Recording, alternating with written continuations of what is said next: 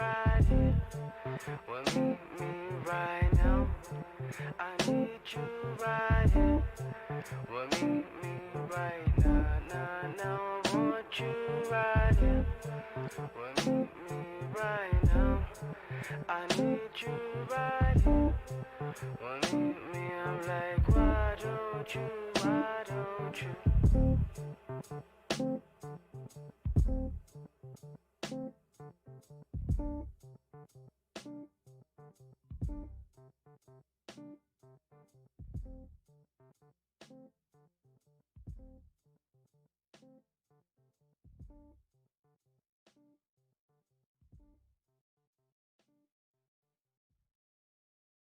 Straight up, wait up, you won't sleep with me 'cause you know paid up.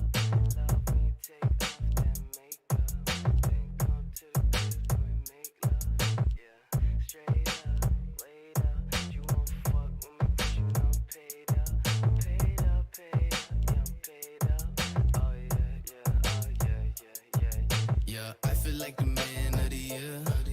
Yeah, we don't pop hands over here. Yeah, I could really see it all clear. I'ma kick it in the gear. Yeah, I gotta persevere. Yeah, I feel like the man of the year.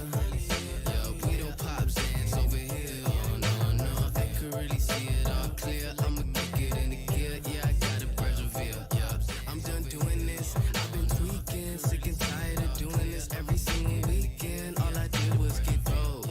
We drink and smoke, whiskey and coke, slippery slope. Oh, but then I started peeping all the bullshit around me, then upgraded my thinking. I have control and I'm on the road to the riches from rags. Get the bags, then I'm gold. Yeah. Hey yo, I'm still on plan A. I'm 10 toes down, sticking to the plan. I will never change the man I am, but I'll evolve and be even more grand, even more bands. In my bank account, I need them M's. I need that money for my family and my friends. Like, do you really understand what you dealing with? Told you I'm the man, I'm the nigga I am. Yeah, I feel like the man of the year. Yeah, we don't pop hands over here.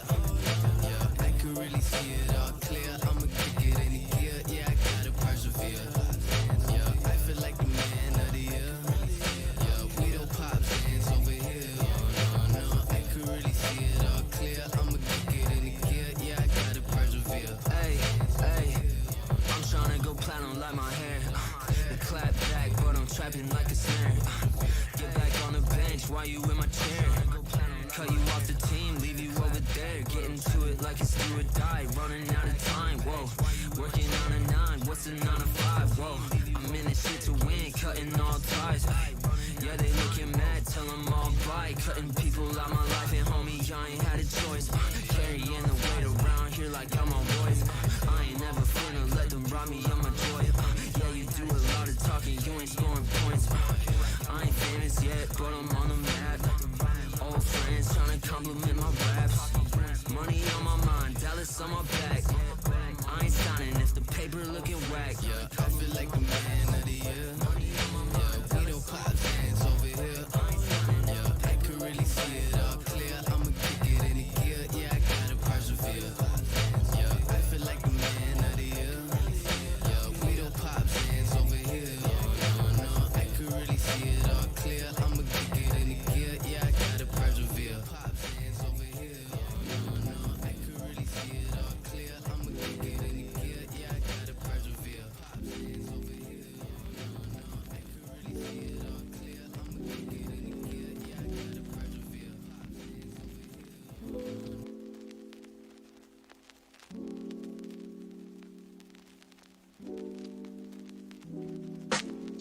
I sit and wonder why them lights go down. What would you say? Ay, oh, yeah, yeah, yeah. We can make love, love, love, love. I might fuck around and pipe you down, and then we can lay up. Yeah, yeah, yeah. We can make love, love, love. I said we can make love, love, love, love, love, love. Yeah, yeah, yeah. We can make love, love, love, love, love. Yeah, yeah, yeah. We can make love. Yeah, yeah, yeah. We can make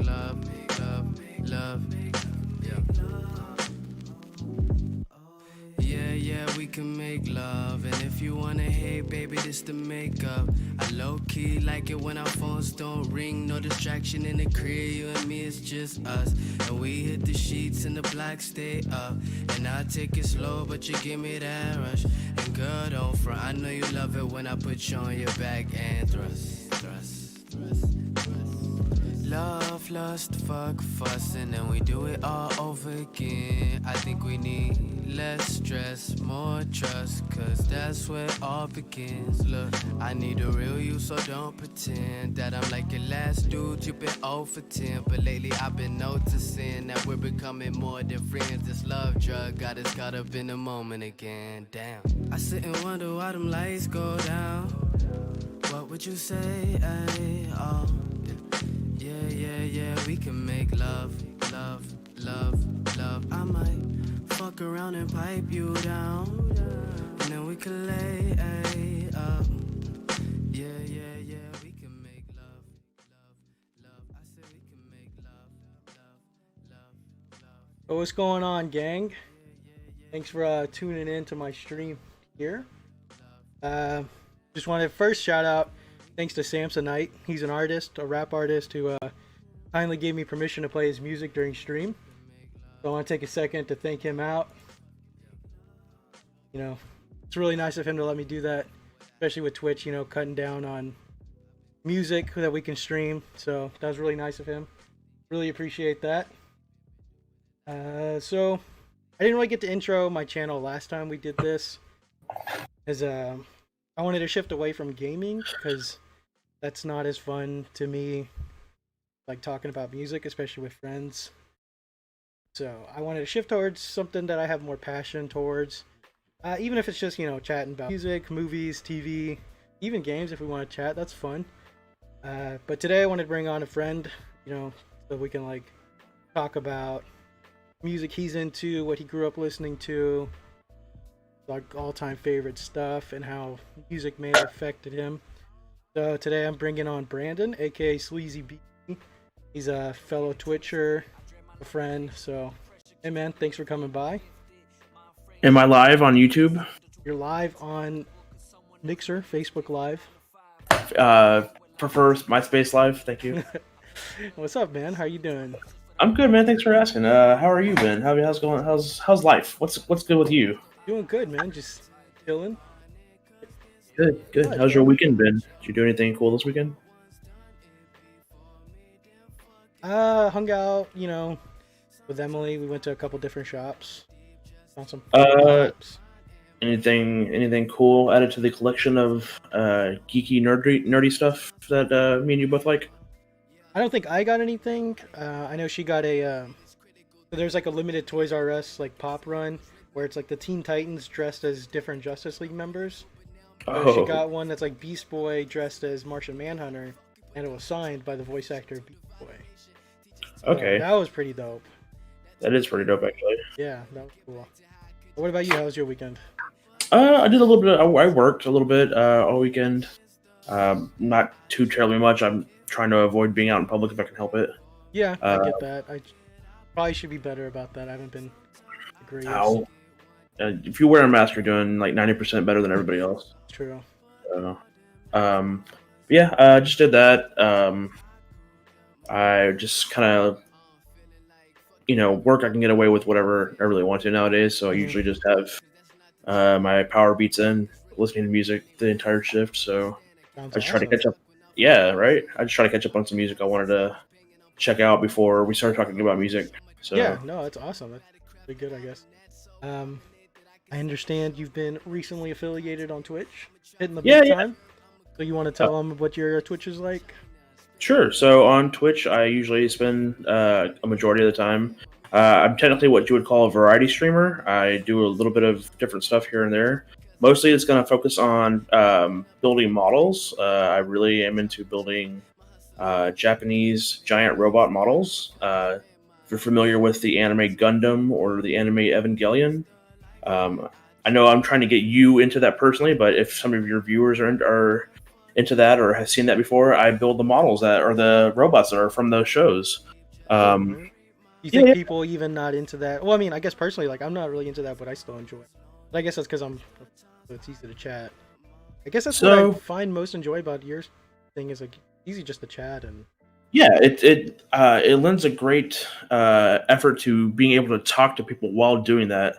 I think with gaming, I think you found this out too, is that with gaming, you're not able to like distract yourself from the game. You have to focus on the game while you're playing it for the most part. For the kind of games that we play, you have to be focused on those games, and you can't really take the time off to, distract yourself and look away from the game to see what's going on in chat.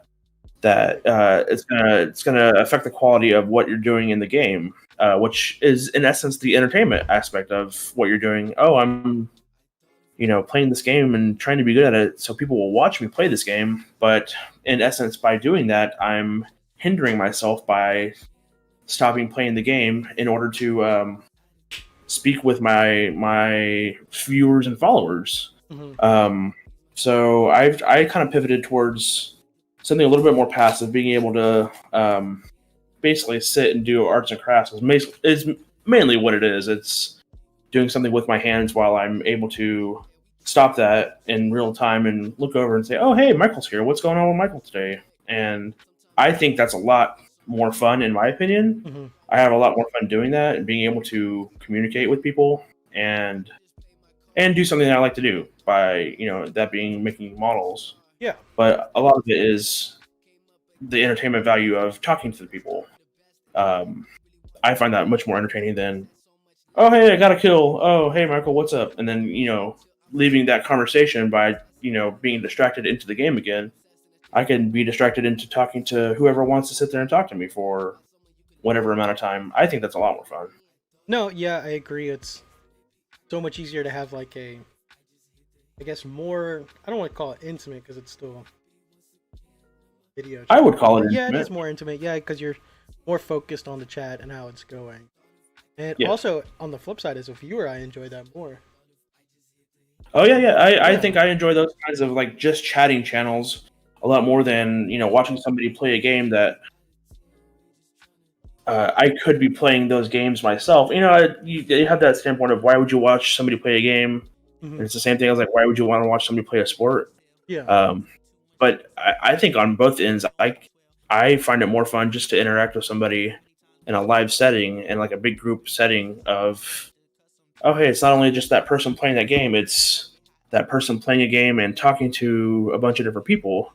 If you can just cut out the distraction of the game and just chat, I think that's great. I like that. That's flourishing more on Twitch, being able to and, just. I think that was another thing I ran into is like when I do gaming streams, I'm not good enough to rely solely on gameplay. Some people go watch gameplay to see a really talented gamer, consistently win and be at the top. I wasn't there, and also personality was lacking because I was too focused on. It was a real struggle to balance, and kind of makes me respect Twitchers who can balance it. Like, oh yeah, that's a insane. 1,000,000%. Especially when they do it day in and day out for like 6 to 8 hours. That's insane. People that can like pay attention, like people like Ninja who can keep up with chat for the most part, and then also, wreck shop at whatever given game they're playing at the time. It's like, that's how are you crazy. doing this? That's insane. Well, I mean, with Twitch and you're kind of like getting into it, do you have like a goal or an achievement that you're looking for on Twitch, or you're just trying to hanging out? What's what to do for? For now, I'll say just hanging out. Eventually, I do want to like turn it into like a second form of maybe income. I don't want to do it to make money, but I would like to do it so that I can support my hobby. Like, I don't want it to profit off of, but if making models on Twitch can support making models on Twitch, then I'm all about that. Yeah, for sure. I kind of see that too. Like, obviously, yeah, it's not solely making income and profit on, but it'd be nice to turn your hobby into, I guess, a job. Not a job, but, a way to go on. No, I can see that. That's awesome. So yeah, I mean, thinking about it this way: each time I make a model, like I have one that I haven't made yet. I can just show you like this box of plastic is that's $50 worth of plastic right there. So if I could do that and have Twitch pay for one a month or something like that, that'd be That'd be great. I'd be all awesome. about that. Yeah. You have one nearby that you can show off as like a Yeah, I have the cool one I just finished actually. I finished this one on Friday's stream. This one is the original Gundam from the original series. Oh, awesome. Yeah, he's pretty cool. This is one of my favorite builds so far. Not just saying that because it's the most recent one, but it's like Like the OG. it's one of the OG Gundam, and it's like one of the better builds lately. So it might be really blasphemous to say, but I only know it from Ready Player One. I choose the form of Gundam. Yeah. Well, yeah, this is it. That's the guy. Oh, that's awesome. That looks cool. Yeah, like this. I mean, it's super detailed. Like his hand is fully posable, and it's like a little plastic hand. Like it's crazy. Like how much detail are in these things. Awesome. Like, and you said you saw one the other day at the store you guys went to, and Yeah, I legitimately. I don't know which ones they were, but I just saw. One of them was from the latest series, or one of the later series. So Gundam's kind of a weird anime. It's got, not only does it have actual legitimate series going on, it also has like parody series going on. There is an anime out that is about building these giant robot models. They build the models and then use them to fight each other in VR. That's pretty crazy. Is Yeah. it like it sounds like a meta show? It's definitely meta because it's like not only do the kids in the storyline make their own kits and their own models, but then you can go out and you can buy the models that those kids make and make it yourself. That's crazy. But then there's also like the serious series that they have going on, and I want to say the latest one. There was two going on at the same time. One was a prequel to this series, and then the other one was a new series called Iron Blooded Orphans, and it started in like 2015. And then it had a second season in 2017. And I think that's the one that you showed me from your Snapchat story.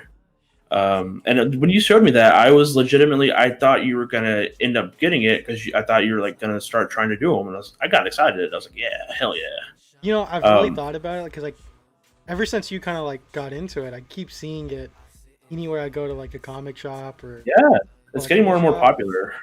So I've thought about it. Maybe one day. We need to do they have them for Transformers, and I think that would be something you'd be more. Oh no, yeah, those look awesome. I keep seeing those, Yeah. and that would definitely be something I'd be. Yeah, I need to send you more links to them. There's a bunch coming out soon. They had a bunch released for San Diego Comic Con stuff. Like, I sent you one of them that was Optimus Prime, but he's like clear plastic. Yeah, I saw that one. That was pretty crazy. Yeah, that's tight. That's going on my shelf eventually. That's awesome. So yeah, but that's what I've been up to. Cool, man. All right, so I kind of want to ask you some stuff about music. So Sure. So I guess when you're listening to music, what's kind of your main genre? I guess. What do you gravitate to? I guess the first choice is probably going to be like alternative rock or metal or heavy metal. It's probably what I'll start off with. Okay. Or maybe kind of progressive metal or rock. That's cool. And then it branches out from there. Like what do you like really listen to in it? Like artists. So lately, it's been a lot of artists like Tool, some Rage Against the Machine, Audio Slave and Tool, and Audio Slave and Rage Against the Machine are pretty much the same band with different singers. Some heavier like death metal bands. There's a band called Death that is like the purveyor of death metal. They started that style and genre back in like the late 80s into the early 90s.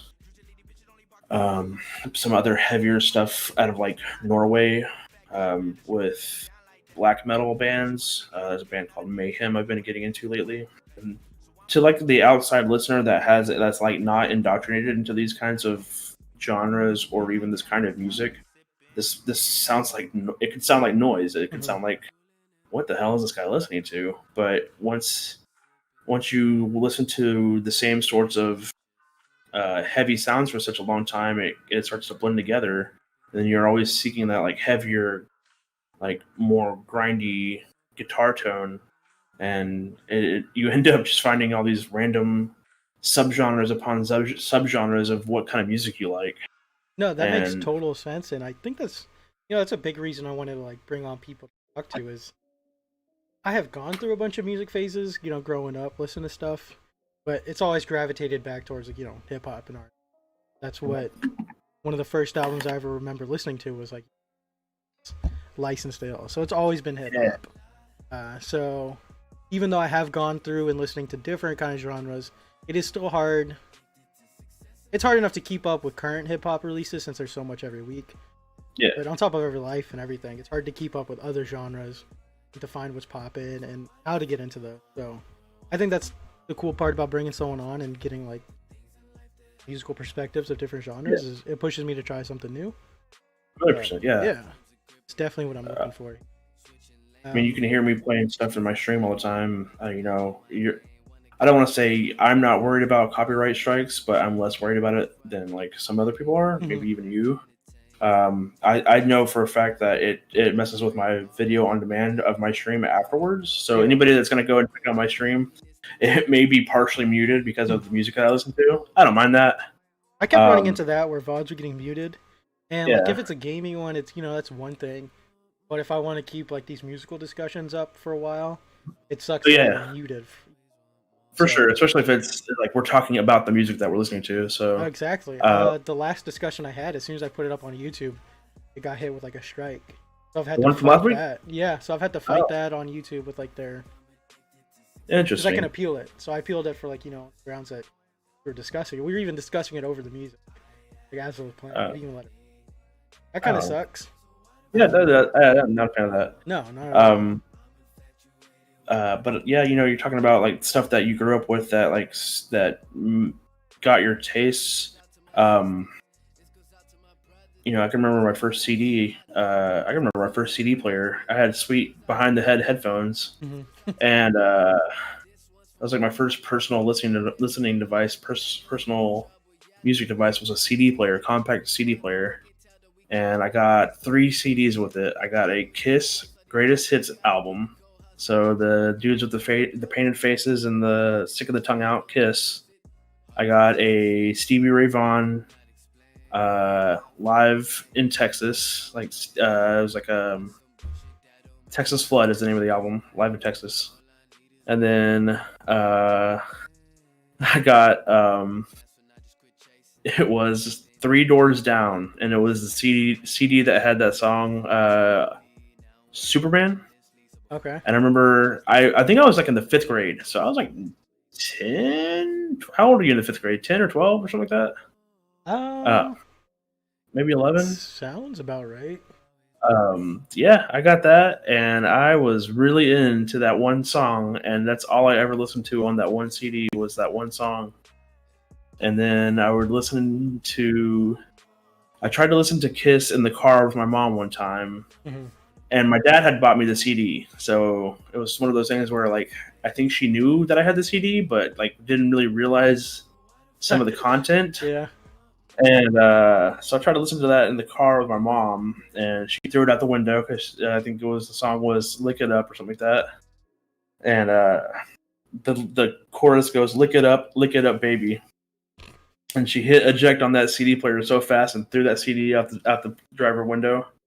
Well, I guess that like really answers my next question. I was going to ask about your parents. Like, do they kind of nurture and grow that, or kind of block to an extent?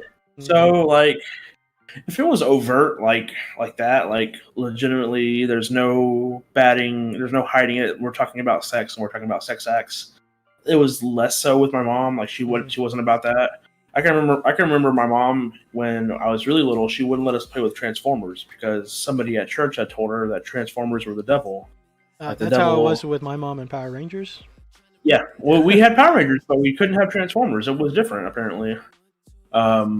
So Transformers weren't a huge thing until they were. Like, until somebody finally was like, oh, whatever, let them play with them. And then it was like, since we had been denied them that long, it got big for us. But, like, as far as music, nothing was really like off limits. I would say the inspiration that I got from my mom was like some of the like hard rock, heavy metal influences, which you wouldn't think that from somebody's mom, right? But Right. she was really into like Led Zeppelin, and the lead singer of Led Zeppelin is Robert Plant, and she liked his solo stuff. She liked Pink Floyd to an extent, Metallica, anything that used to come on the Eagle on the radio. We jammed out to. Okay. Yeah, pretty that's- similar with my mom. Like I got a lot of like, old rock. Yeah, a yeah. lot of like old country, especially like Texas country was. You would call it classic rock now, and then Yeah. there wasn't really any country. I wouldn't call anything that we listened to country. I'll get into what my dad influenced us on, or me on rather. Some might consider what he had us listening to as country, but I would consider it more of a blues kind of Mhm. thing. But yeah, I can remember my mom talking to us about how Led Zeppelin songs were about the Lord of the Rings, and this was like right before the Lord of the Rings had come out, and we started reading The Hobbit and started reading the Lord of the Rings books because I was so intrigued by some of the song archetypes in Led Zeppelin's discography, referencing stuff, and I wanted to know more about that stuff. I wanted to know more about the storytelling aspect of music.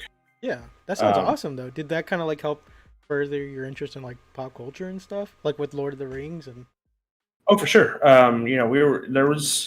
There was an extent of time when we were really little. Me and my brothers. I have two brothers. I have an older brother and a younger brother. Uh-huh. My younger brother's 18 months younger than me, so we're basically twins. They always treated us like the same age group. And then my older brother's like 3.5 years older than me, so not too much older than me, where we weren't into the same things. But my dad took me to see the re-release of Star Wars in theaters. I think I had already seen it before then, like on somebody's VHS or maybe even a Laserdisc. Mhm. And then he took me to see the re-release of Episode 4, and it just made me fall in love. I think he took me out of school. I want to say it came out in the fall or something like that, and I want to say that I was taken out of school so I could go and see this. I played hooky, and I spent the day with my dad. We went and saw it and had like pizza and stuff like that. But yeah, like as growing up as a little nerd, nothing that I wanted to get into was like shunned or like frowned upon after a certain extent. Like there was those times when we were really little, like the Transformers thing, but after that, like once they figured out, oh, either they're gonna do it without us or they're gonna do it with us, and we're gonna have fun too. My parents figured out, okay, well, if you want to go and find the only place in the city that's selling the first generation of Pokemon cards, sure, let's go do it. Or, oh, what's this? You want to play this game called Yu-Gi-Oh now? Let's go find Yu-Gi-Oh cards. Or, whatever it was. Or, oh, we need to go find the VHS tapes of the first season of Dragon Ball Z. Let's do that. That sounds really awesome. I think that's really cool. It helps kind of like, I don't know, further your interest in finding what you like. Oh, for sure. Yeah. And then I can remember going to see the first. What was that? Chase says WWE action figures. We had some of those back in the day. I used to get some, like maybe a couple from like a garage sale or something, but I was never like too big into that kind of stuff. I remember there was a year where we got WWE action figures. Actually, back then it was still WWF. Mm-hmm. And I can remember. So when there are three brothers, it's hard to get all three brothers a good guy in something. And so I remember getting.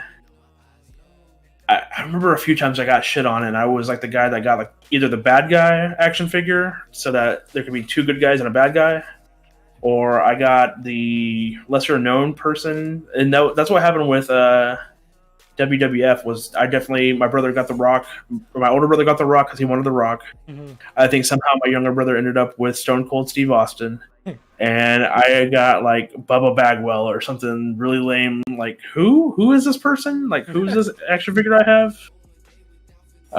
And then there were a few times like that where I don't know what the train of thought was. Like, oh well, Brendan doesn't really want anything. Brendan, he either saves up his money and gets the thing he wants himself, or I was kind of like a shy little kid at sometimes, and they'd say, hey, what do you want for your birthday? And I'd be like, I don't know, toys. And so, I wouldn't be like, I wouldn't specify, so I would just end up with whatever. Mm-hmm. And I remember there was one Christmas that they were like, what do you want for Christmas? And my older brother had already gotten a car over the summer, and they were like, okay, well, that's your Christmas present, because that was kind of expensive. And then my little brother was getting into playing guitar, and so they took him and bought him this nice guitar and an amp and all kinds of fun stuff. And they were like, Brandon, what do you want for Christmas? But when this was happening, there wasn't really like a limit of like, just tell us what you want, we'll make it happen. Because my grandma bought a lot of our big Christmas presents. Like, Santa Claus was my grandma, Mm-hmm. because she was rich, because she had a dope job, a big old mansion house. And if you wanted something, you told grandma and she made it happen. And so that's why, a car happened and a pretty sweet guitar happened for my younger brother. I couldn't think of anything that Christmas, so I said something like super, like a watch. And I legitimately got a Fossil watch for Christmas. This is how shitty it was. They left the sticker on the bottom of the watch tin, and they only spent $100 on my watch, which for like a kid is great. $100 on a watch is amazing. But that's all I got. I got a watch, and my younger brother got like $1,000 guitar setup, and my older brother got a brand new car. And I definitely remember like Christmases and birthdays where it felt like you were being put on the spot when they ask you what you want. Yeah. And so like I could just never come up with anything else, and like, yeah, I get it. Like, it's kind of weird. And watch out for that watch, what she said. Watch out for that watch. I think so. My grandma always shopped at Dillard's, and Dillard's had this return policy where if it had a sticker on it that was like a Dillard sticker, mm-hmm. you could take it back to the Dillard's, and even without a receipt, they would exchange it for store credit. And so, my grandma had bought all these clothes and stuff like that for us. Like it was like that same Christmas. Like you got like one big thing that you asked for, and then everything else was stuff that they thought you needed. And so we got a bunch of clothes from Dillard's. And so my mom took all of my clothes, all of my brother's clothes, both brothers, and then anything my dad got from Dillard's, and my watch. And she took all that shit back and returned it all, and then took me to Dillard's. And she's like, "Okay, you have $600 to spend at Dillard's. Get whatever you want." And so we scoured that Dillard's looking for just crap that a little kid would want at a Dillard's. I don't want to say I was a little kid. I want to say I was like 13 or 14. Old enough to like know, to realize what was going on, but like not old enough to really care. Yeah. And so like I think I went and bought like any silly t-shirt I could find. And then they had like all the little knickknack, like crappy Christmas gifts that you would buy somebody. And I got like anything that they had like toy related or like plaything related. I think I was like, okay, well, let's get all this shit. Let's get all this let's get all these random wooden chess sets or whatever random stuff they had there. And I just ended up with all that stuff for Christmas. It was really weird year that year. Boys are talking about Guitar Hero, and Chase got it. That's cool that it helped you out better. Yeah? That's pretty awesome. I guess I never really thought of that as Guitar Hero. No, but that sounds cool. Like it's weird for gifts and stuff. Oh yeah, for sure. All right, so I guess trying to shift back to. That was a derail, wasn't it? No. Oh well. Totally cool. It's what we're here for. We're just talking about random stuff, So middle/high school Brandon. Okay. Does he ever still come through in your music? Like, do you still throw it back to like old jams? And do you think that Brandon would be into your current music? Yes, he still pops. He rears his ugly head once in a while. Middle school, man. Middle school Brandon was like getting into Beastie Boys and listening to real random stuff. I remember getting into the band CKY. Have you ever heard of them? I don't believe so. So CKY, if you remember Bam Margera from Jackass Yeah. and from his all his shows, his brother is the drummer for CKY, and so let's take a trip back to like fifth or sixth grade. Brandon watched there are these like videos that were pre Jackass or like maybe same time as Jackass that were put out that they were entitled CKY. CKY stands for Camp Kill Yourself, and the videos were basically like dudes, Bam Margera and his gang running around. It was before they had gotten picked up by MTV. It was just them running around and like, oh, here, sit in this shopping cart, and I'm going to push you into this curb, and then we're going to film it, and it's going to be fucking hilarious. And then, that's basically those kinds of like Jackass style stunts all grouped together on like a VHS. We had it on a tape, and there was music in. There's like 4 videos. I think the last one came out in the year 2000. No, maybe after that. No, because that was the second one. Because there was CKY 2K, like CKY 2000, that came out the year 2000, and then there was another one the next year, and then another one the next year after that. So I guess up until 02. Mm-hmm. And all of the videos, the soundtracks were from Bam Margera's brother's band. And I was like, oh, this is great. It's basically like a alternative rock and roll mixed with maybe like some punk. And so that's back in the day when there were burned CDs still, and so I got my older brother to burn me CDs of the band that was on those videos, that band CKY. And so I fell in love with that band, and that was a lot of middle school me. I remember going to see that band in like the 8th grade. That was like one of my first concerts that I got to pick and I got to go to. There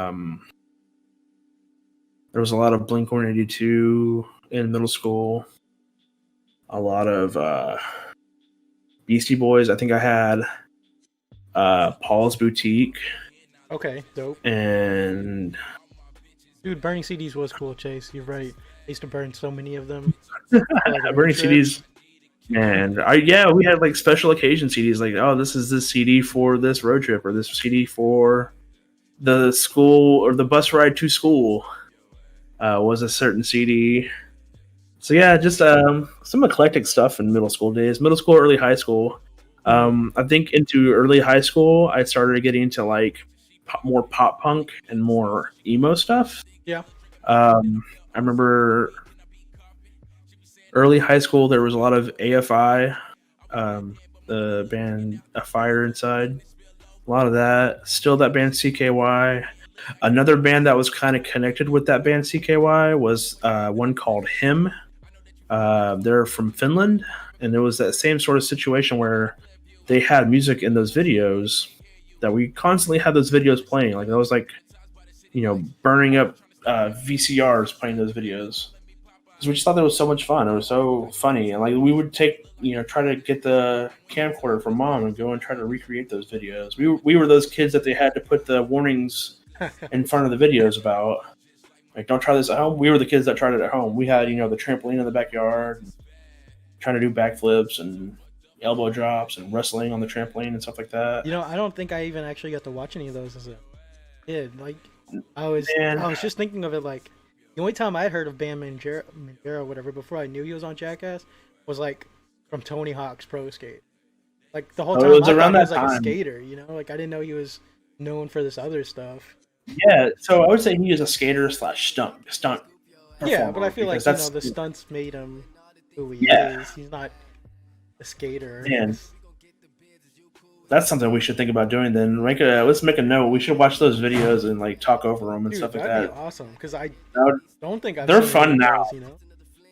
Yeah, it wasn't until like, the stupidest things I saw finally were eventually, like, I guess later end Jackass stuff, and then the Rob Dyrdek shows. Like those were always cool. But now, Oh, yeah, nothing Rob ever, Dyrdek like was- early 2000s. It was Yeah, that's a little before your time. You're like you're like 3 years old at that time. That's yeah. you're a baby then. Baby. So I don't. He's a baby.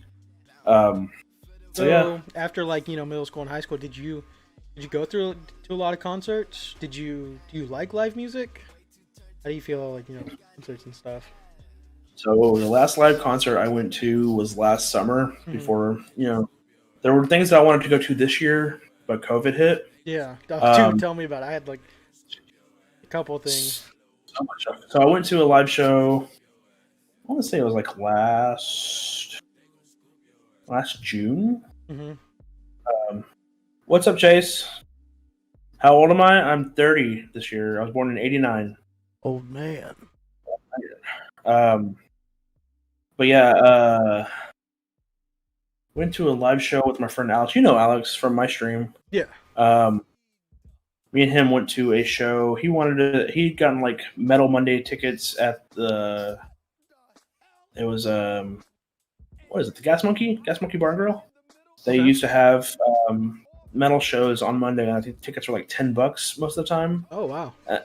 He ended up snagging 2 tickets to one that he liked. The band is called Rivers of Nile. Mm-hmm. And it's like a progressive band. I'm not super into them. I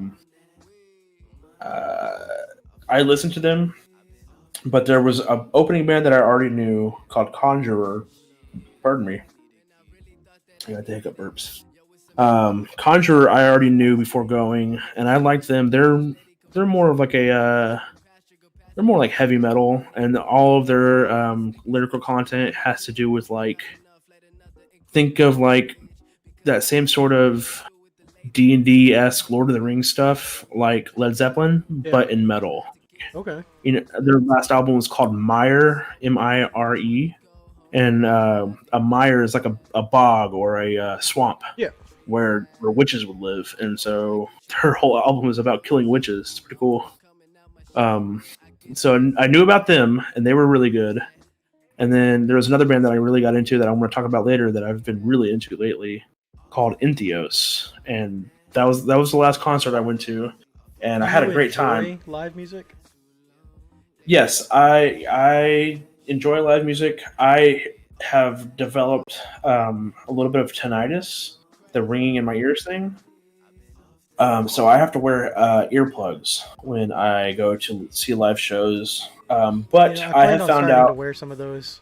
Not that I have the tinnitus yet, but I was like, I need to start wearing those if I start going back. I will say that it definitely like kind of dulls it out a little bit, because live shows can be really loud and overbearing, in my opinion, and it makes it bearable so you can hear everything instead of just hearing the peaks. And it kind of like lowers all the levels together instead of just hearing that really high hard stuff. Maybe it's the drums or the guitar at that point, and it makes it so you can hear everything. I definitely noticed that the last time I went to a show, it came out and like everything just sounded muffled for like an hour. And I was like, this is not safe. I should probably look into headphones or earplugs or whatever. But personally, I'm really weird about like the idea of live music. I love concerts when I'm there. Like it's really great.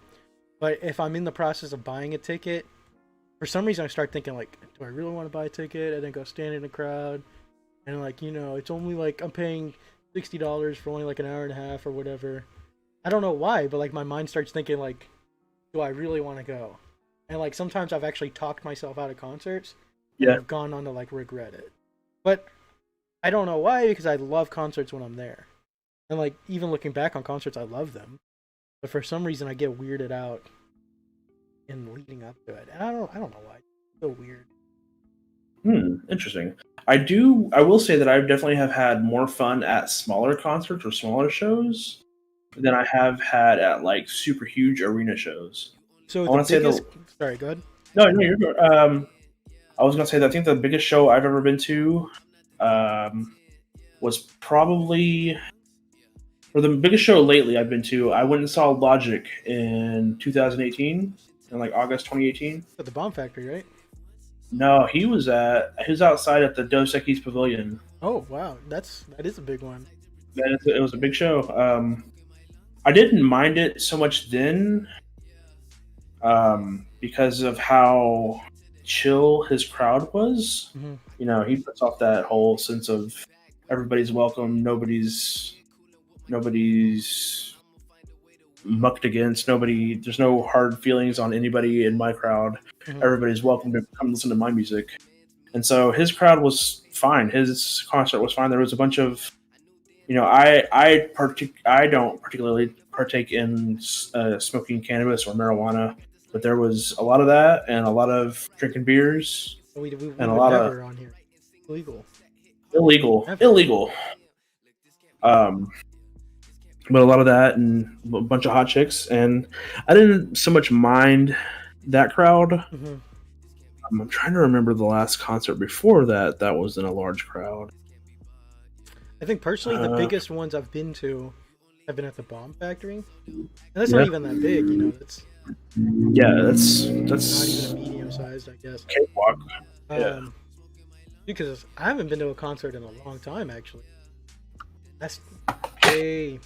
Oh, my Wow, camera. Oh my god. No, Technical my- difficulties. Wow. Hey, what is this? YouTube? And then Emily 1331 says she was at the Logic concert. Hey, pretty it was crazy. a show. That's for Um, sure. The last one I went to actually was, geez, almost 3 years ago now. I guess I saw Post Malone at Bomb Factory. Post Malone. 2017, I think. It was a really great show. He's great live. The Bomb Factory was just reaching like semi too big for me already, and then Yeah. I was with my sister, and then my sister brought a friend, so I was already kind of like babysitting two people through a show, so that just Mhm. made it even worse. But this year I was supposed to go to like an arena tour. I was supposed to see The Weeknd. He was playing at American Airlines, so that would have been like my first like big show. Because I've always thought the idea of a big show was weird, you know, being in like Yeah. assigned seat or whatever. Because I'm definitely much more of a standing room, the pit kind of thing. Which I find more fun. I want to say the last big concert that I went to that was like an assigned seat Mhm. was we went and saw Rammstein in 2010, Mhm. but it was at the American Airlines Center, and we sat in the box, so it wasn't that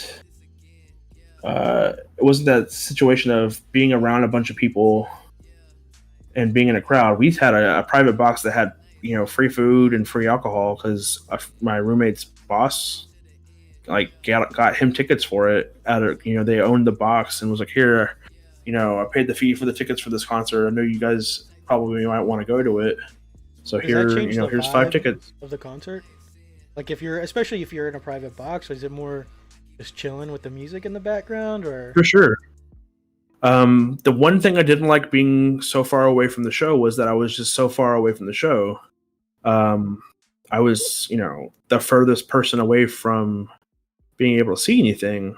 But the way that they have, I guess they've engineered it to a certain way where it sounds great in the box. You're far away, but it sounds awesome. That's good. But yeah, that was fine. I think I'm trying to think of before then. Probably a Blink-182 concert when I was going with my brother. We'd get concert tickets like once a year from Rich Grandma, and a few of them were Rich going to see Grandma. Blink-182. Yeah. Blink-182 at least 3 or 4 times. I went and saw that band CKY. Can't really think of anything else, but yeah, I definitely have that itch to scratch of going to see more live music in a small yeah. setting. So on I the enjoy flip it. side, what has been the smallest concert you think? I've been to a local show with 15 people standing around inside somebody's house, inside somebody's living room. Okay, that sounds actually really awesome. Yeah, that was a I've been to a local hardcore punk show. show. Really? So Okay. some really crazy hard sounds to come out of a tiny little living room. Yeah, It was sounds pretty definitely an awesome, though. experience. Yeah, it was fun. I think the smallest I've been to was either Trees, which is basically just like a little tiny bar. Yeah, I've been to Small. trees. That was cool. Or I don't know what it's called, but like the upstairs was like Southside. I think it's Southside Ballroom. They have like a little Yeah. attic venue that's super tiny. And that was crazy because I saw Denzel Curry there, and Denzel Curry's like a crazy, like super energetic show. Yeah, So that was okay. insane to see. I've Especially been with it to just that. being so small. I've been to that venue before. That attic thing. Hmm. All right, so That was switching back when it to was like called the Palladium. the Palladium. Okay. So switching to like a harder, well, maybe not harder question, but personal top all-time albums. Ooh. So you don't have to like list them all like straight up, but maybe we can do them one at a time. I'm interested to hear like what you keep high on the list. Let me And it study doesn't my have to be any phone. like any order. Even artists, like if you don't want to like list a specific album, I know it's a hard question and it's a cliche generic. No, I like this question already. Let me pull up my Spotify, see what I listen to the most. Just give me some ideas.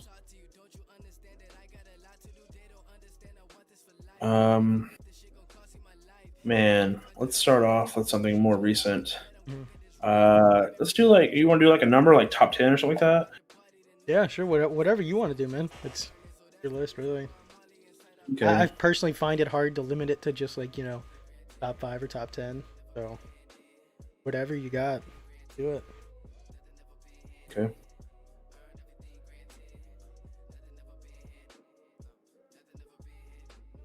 Let's go ahead and put I'm not gonna do like an order. I'm just gonna do like a group. Let's put Logic's Everybody on there. Everybody. Just because everybody. I was in a really bad spot when I finally heard Everybody. Okay. When I heard Suicide Hotline song, whatever the hell the number is. Who can relate? Woo. So yeah. before No Pressure came out, this one, I want to say Everybody was like the last like one I really liked. Well, maybe one of the Bobby Tarantino. Like, I don't know. Logic's been really spotty with me sometimes. He But can be spotty. I did I was like just saying- Everybody. No, it's interesting though. Everybody, I find a lot of people say mixed things about Everybody. Mhm. It's really either you really love it or you just don't like it, I guess. I'm only gonna put it on the list because it has special meaning to me. Oh yeah, Not for because sure. No, it- I get that.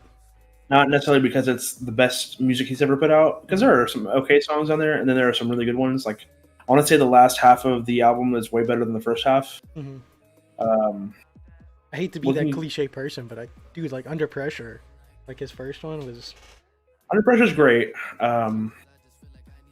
but it just doesn't. It has yet to resonate with me as much as Everybody has. No, I feel that. I get that. Some other stuff that I play a lot of. Demon Days by Gorillaz. That's on the list of top 10 for sure. I can put that on any day of the week and listen to the whole thing through. And that's one of those albums that I have to play the entire thing through. And it is a jam. I have the live performance of them playing at the Manchester Symphony Orchestra, playing it there with the Symphony Orchestra. It's a great live CD or live it's a DVD. I have it on DVD. But it's a great performance. It's a great concert. Really well mixed, really well made. Some beautiful artwork going on with it. Just a top tier album. Highly recommend it. If you're not really into Gorillaz, that's the album to get you into Gorillaz. That's the quintessential sound. In my opinion, is that has Dare, it has El Manana, Feel Good Inc. are all on that CD, and those are like the Gorillaz songs that were coming out when they were first getting popular. They have a CD that is before that one, 2000. And no, that's a single off of it. That album is called just Gorillaz, and it's good. It's not as good in my opinion. I will have But to yeah. check it out because like I've always tried. Well, I guess I haven't tried, but I've always wanted to get into the Gorillaz. Like I hear such good things about them. And then especially because they just released a new single a week ago.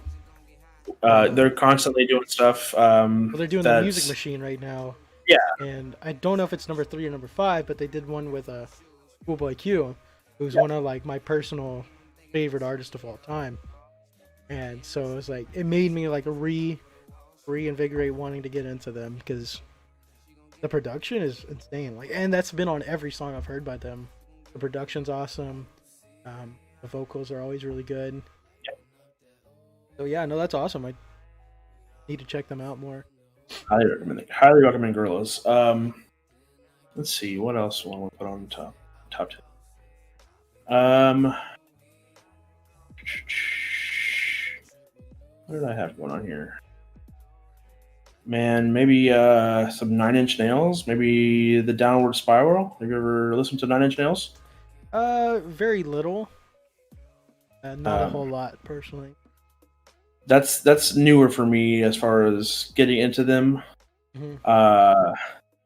That's some heavy listening. That's really like existential, and it's music for if you're feeling down on yourself, for sure. So if you're feeling a little emo, I would call it like adult emo. Okay. Emo that's kind of grown up a little bit. But some of the electronic sounds that are part of that album in particular, or that band, it's really not really a band. It's just the one producer, singer, Trent Reznor. Mm-hmm. He is Nine Inch Nails. You could argue. Even so much as so. Do you remember what was it, Old Town Road from a couple years ago? Yeah. The hook from Old Town Road is stolen from a Nine Inch Nails song. So sampled, stolen. I mean, he doesn't care. So if the guy who created it doesn't give a shit, why should I give a shit? So, I've noticed Trent Reznor has done a lot of like soundtracks. I keep hearing him when I see like a lot of like movie discussions. Mm-hmm. He does a lot of like horror movie stuff. So that if you want to know like the tone of his brain's tone is that kind of like that sound of, oh, it could be scary, it could be spooky, it could be just electronic. So No, yeah, that's awesome. Although I did hear, I think he's doing the Pixar movie Soul. that wouldn't surprise me. Yeah, he's doing work on that. Yeah, Because that's if you where go I to remember listen last to hearing like about him. yeah, if you go and listen to some like Nine Inch Nails deep cuts, it's very jazzy. So that doesn't surprise me at all. That'd be really cool. That sounds awesome. Yeah, so I'll say Downward Spiral. What else?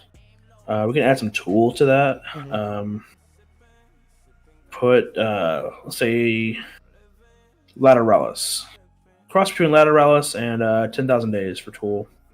Both great albums, both kind of those like sophomore albums of like in the middle of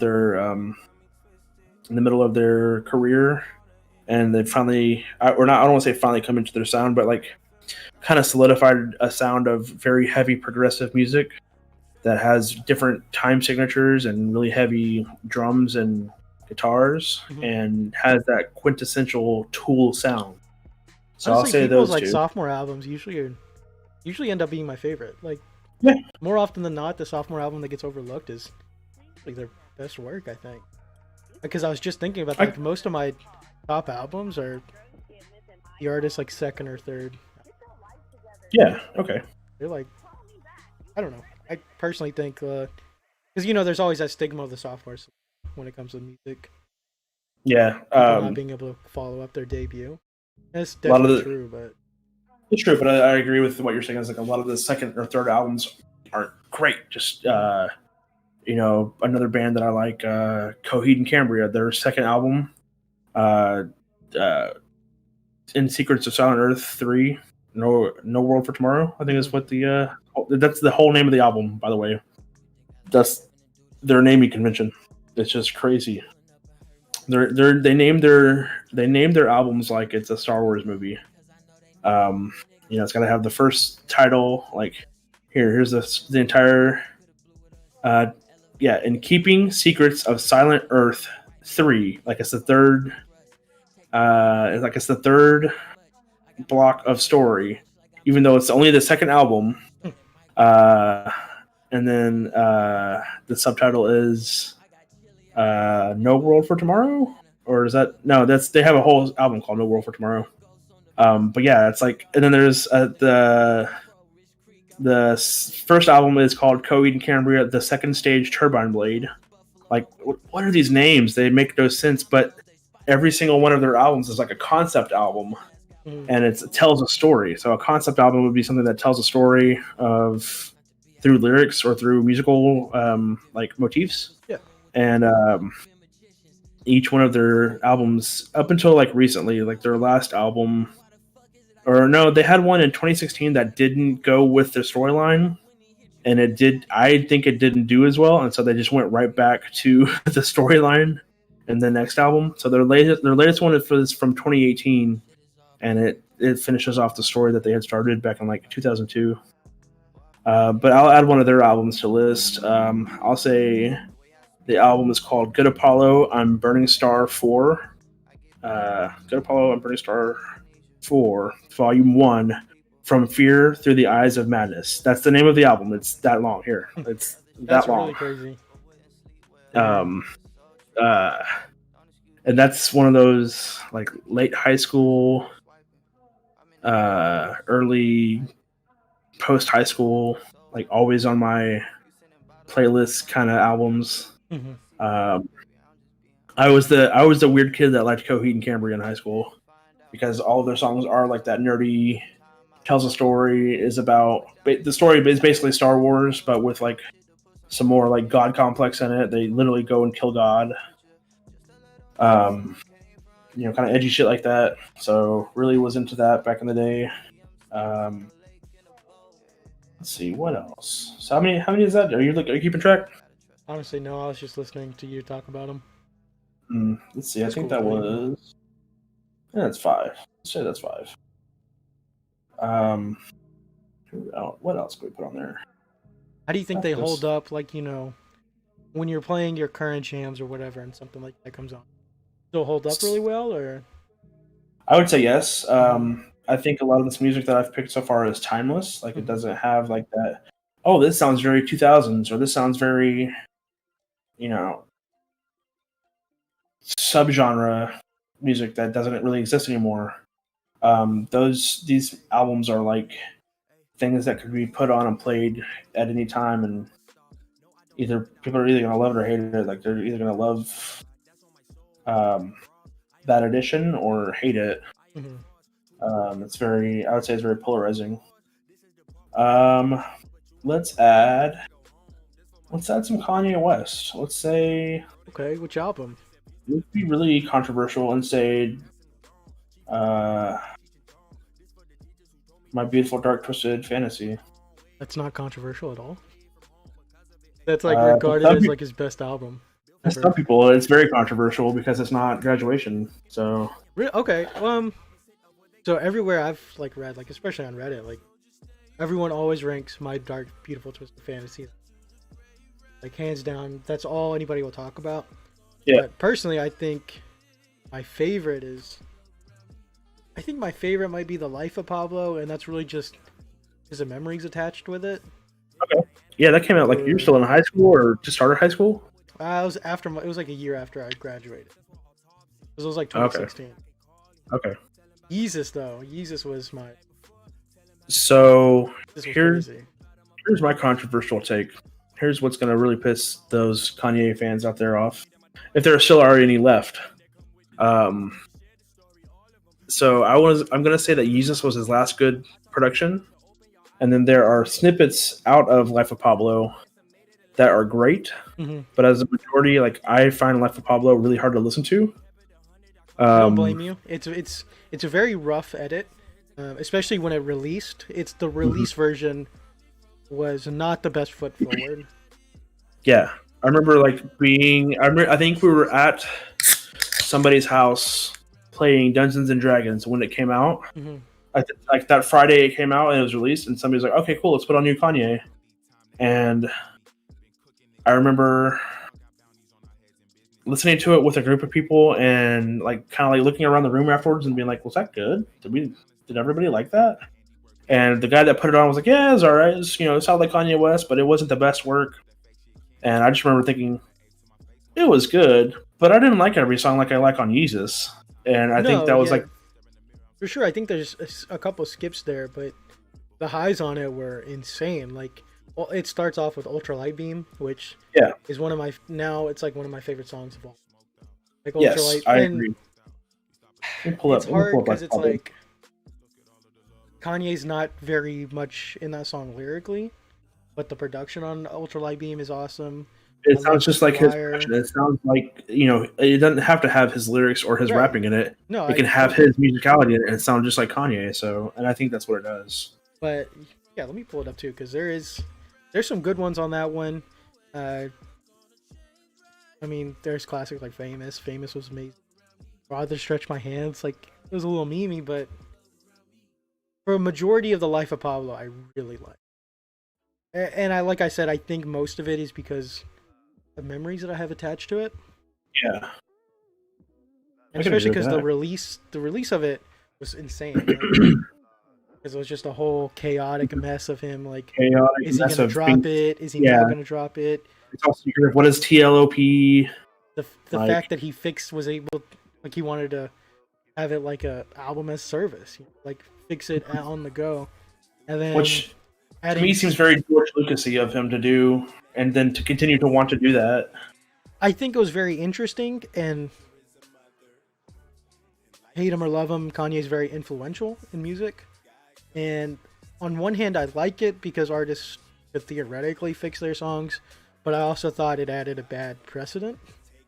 Yeah, you could add an album, see some negative reaction, and then either fix songs or add a whole another song. Like he added Saint Pablo, like a week after. Saint Pablo is like one of my favorite songs on the album, but it wasn't on the release.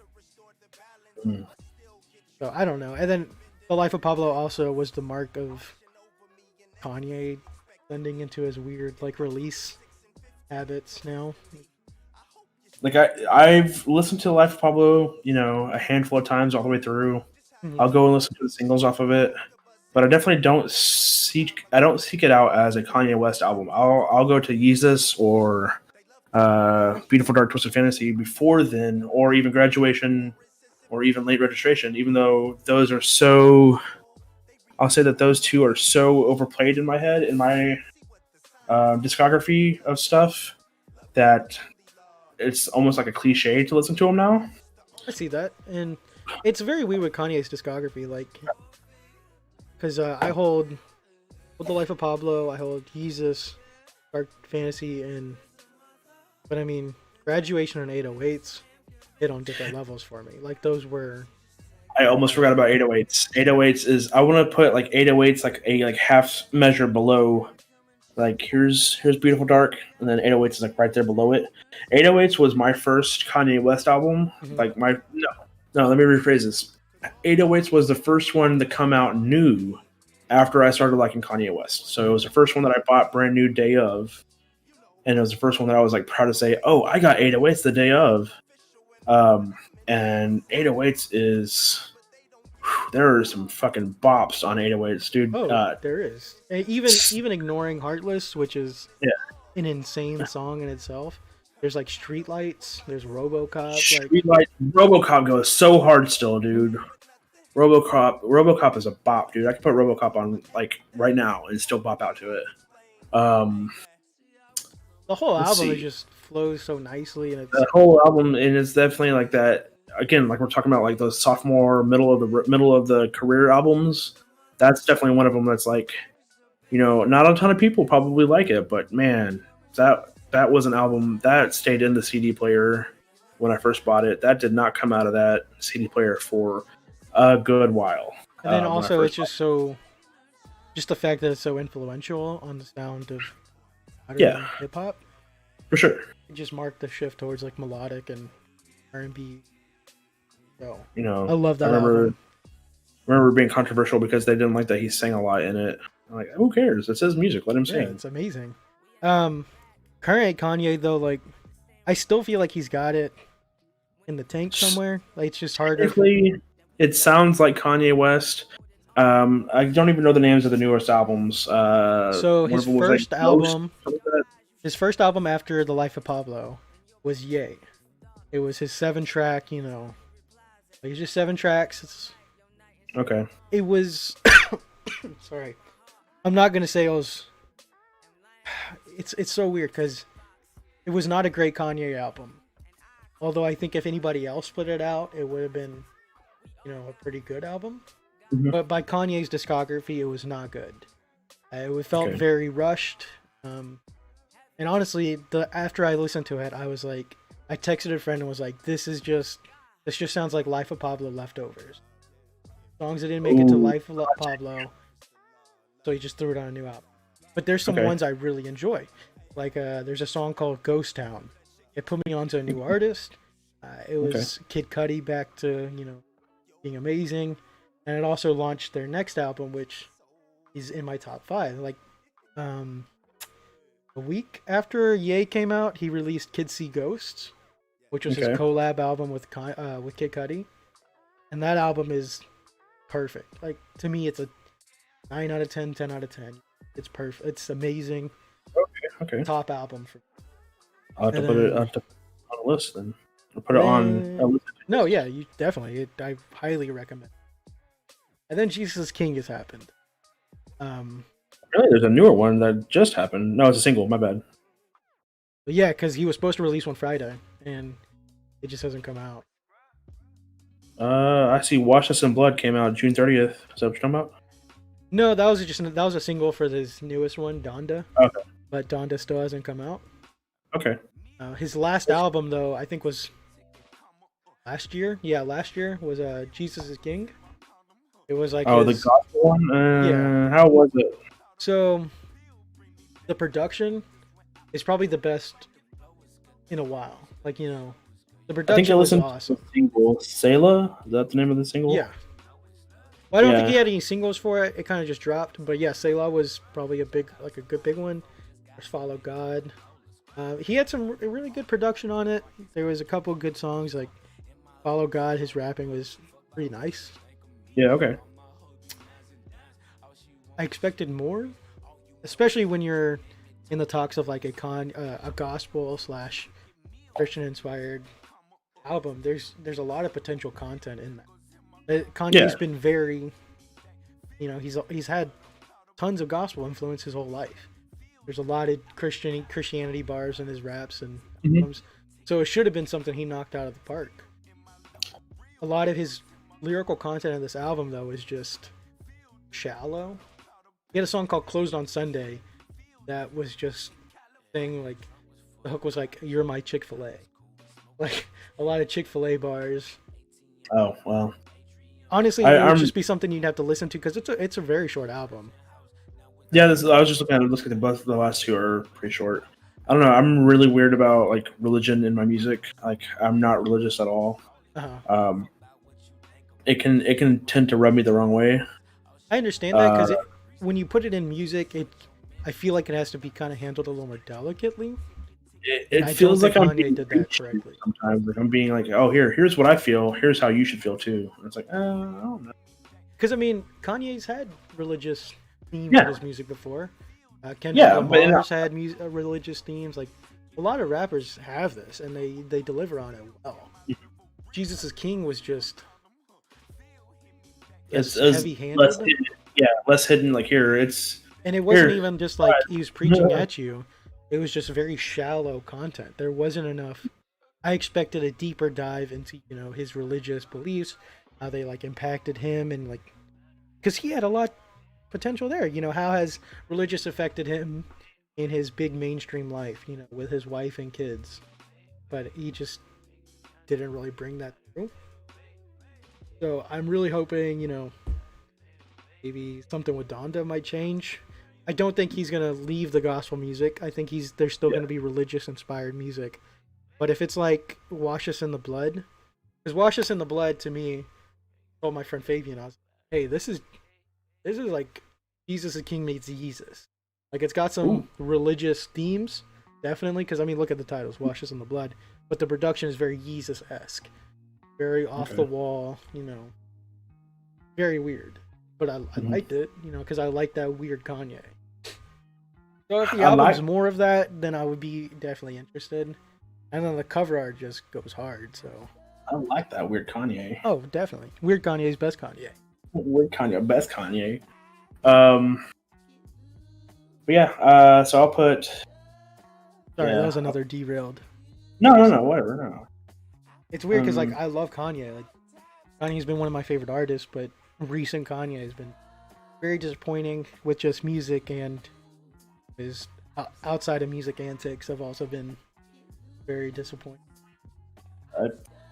I mean, poor guy. I think there's got a lot going on in his head. Oh, for sure. I think he I don't think he's even said it. There's a lot of mental problems there, but I hate when people are like memeing on it and stuff. And don't meme on it. The guy needs help. Like that's something that you don't mess with if it's very clear. And it's so sad to see, like, because it just feels like he's surrounded by a lot of yes men, right? You know, like they're feeding into this and enabling it.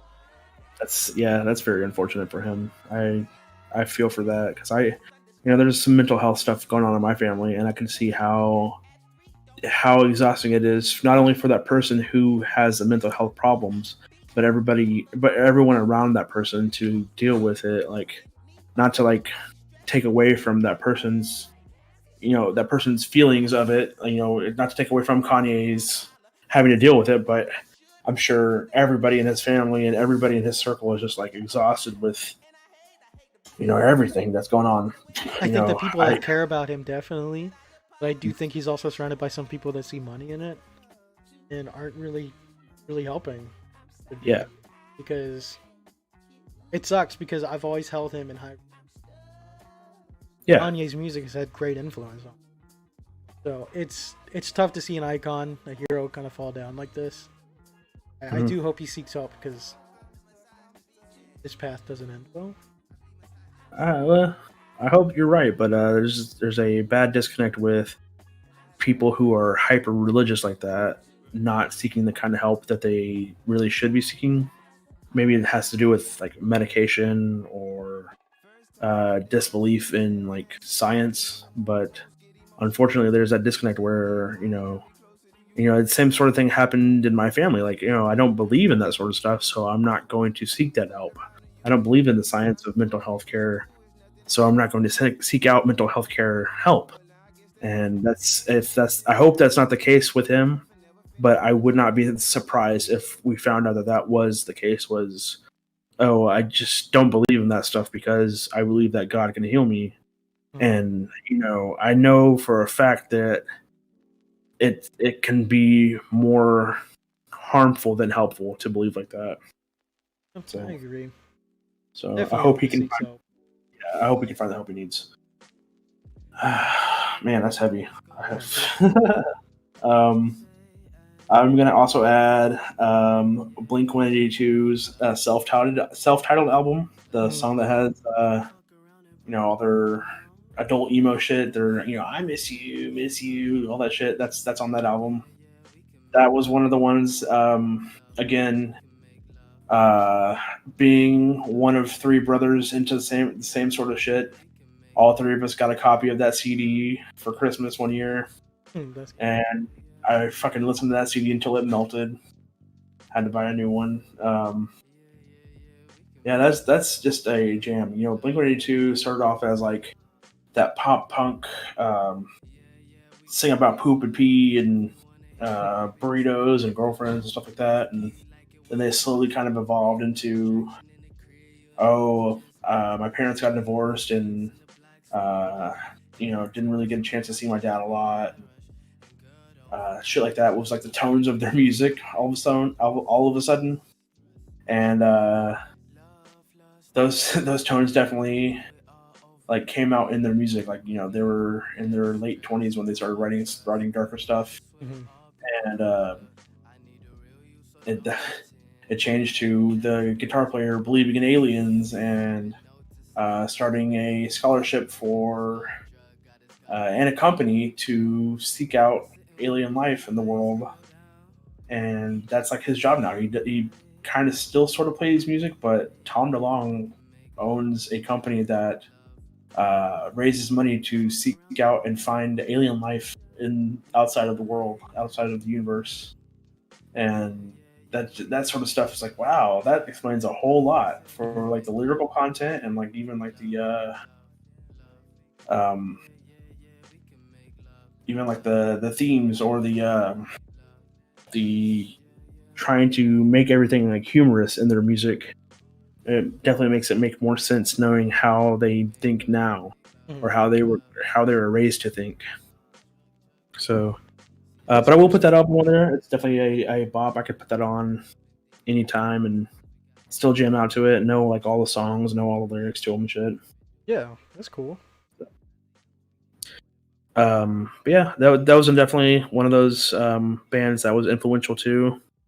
Went, like I said, went and saw him in concert a bunch. I want to say like 3-4 times maybe. Mm-hmm.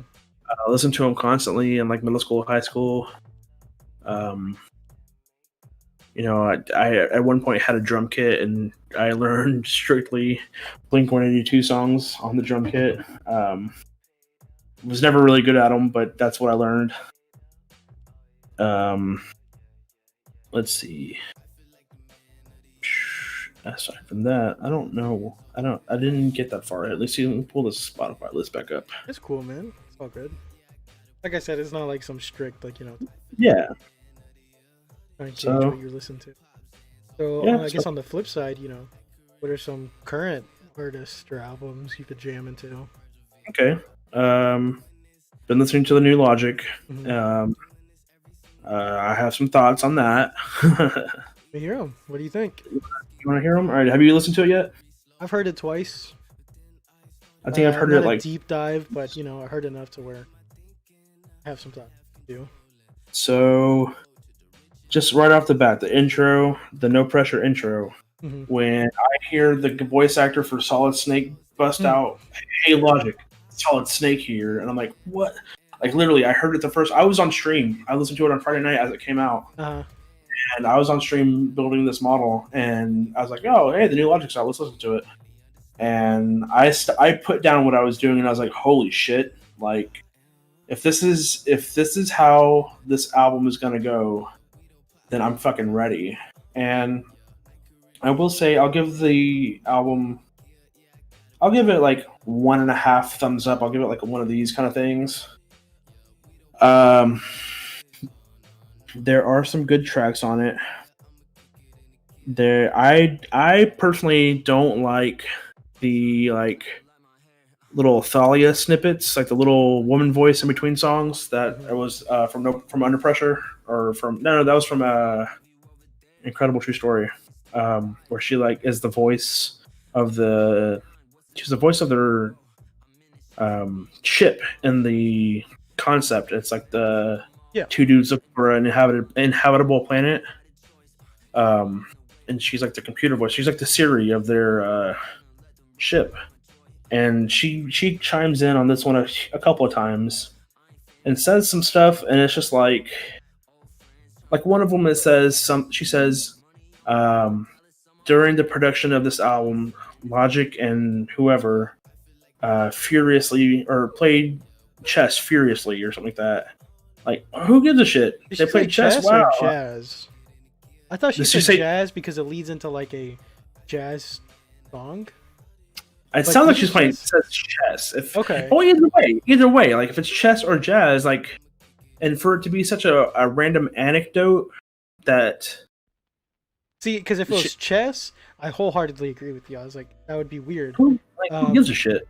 I thought the jazz thing made sense because the very next song had a jazzy feel, and I thought it was just referencing to their big influence on the whole. If it was chess, then yeah, I have no idea where that came from.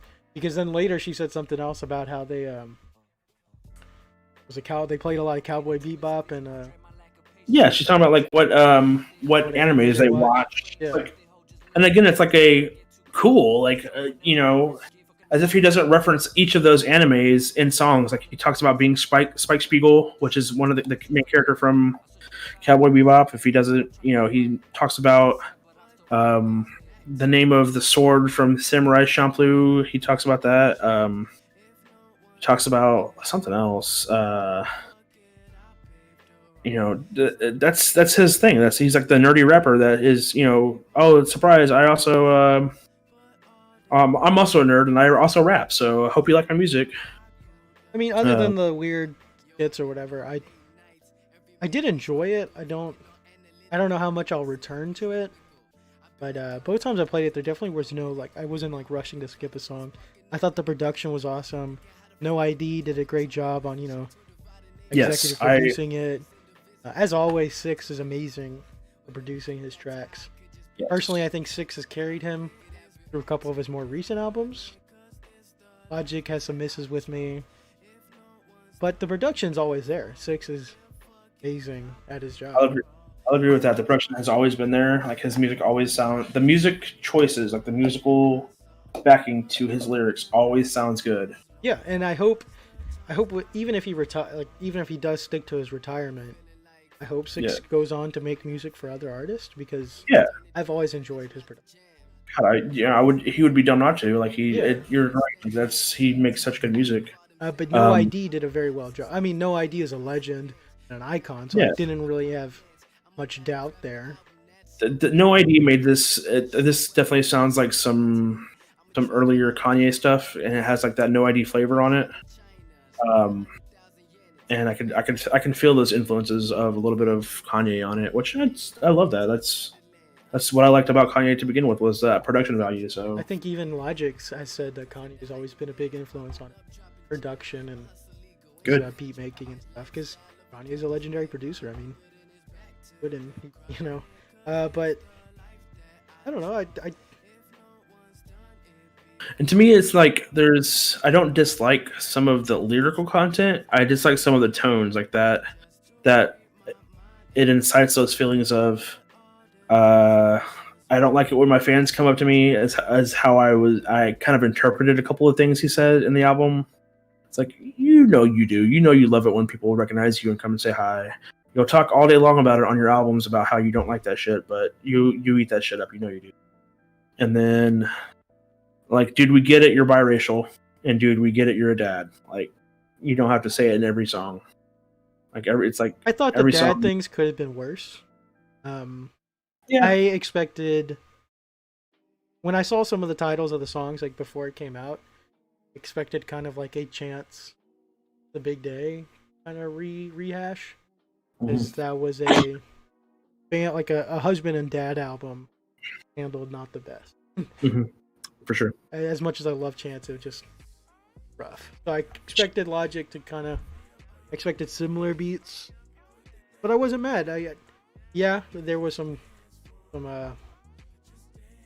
borderline lyrics that I don't know. It was kind of like I said, I probably won't return to much of the album, but for my listens, I enjoyed it. I didn't really hate it. I thought it was way better than some of his recent stuff.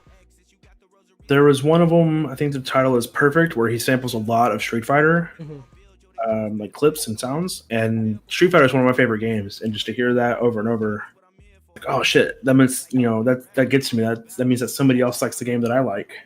So I like that a lot. I think the way you're saying it, I won't return to it. Yeah, I agree with that. I don't think I'm going to go back to it a lot, but it's an okay send off. I think he'll be back, but I think it's an okay send off. I think that's with every like. I don't agree with a lot of people that are saying like, oh, the retirement's a publicity stunt just to boost his sale. Oh. I think he genuinely wants to retire, but unlike with sports and athletes, the artist, when they retire, they still get that itch, and it's a lot easier to get back into music than it is to get unretired from sports. Yeah, like you could hear one song and just be super motivated to go out, try to make something new. So I'm not going to be mad if he returns. Yeah. I think I've listened to like every Logic album as it comes out, because he's still somebody to listen to, even though I'm not like a huge fan of him personally. I think he still makes good music, even if the whole album is not the best. And with Under Pressure is awesome, so I'll listen. And Sure. maybe even if he does take a few years of retirement before he comes out with a new album, maybe that time away will really help him develop a better sound, I guess. For sure. Hey, let me cut you off real quick. I gotta go pee real quick, and I'll be right back. Okay. I guess we'll be right back in just a minute. I'ma have to give it to her. She wanted, so I did it to her. Nigga fine in them curls, want you more than any girl in the world. And I ain't too scared to admit it to her. Why don't you just dance? Come on, could just dance.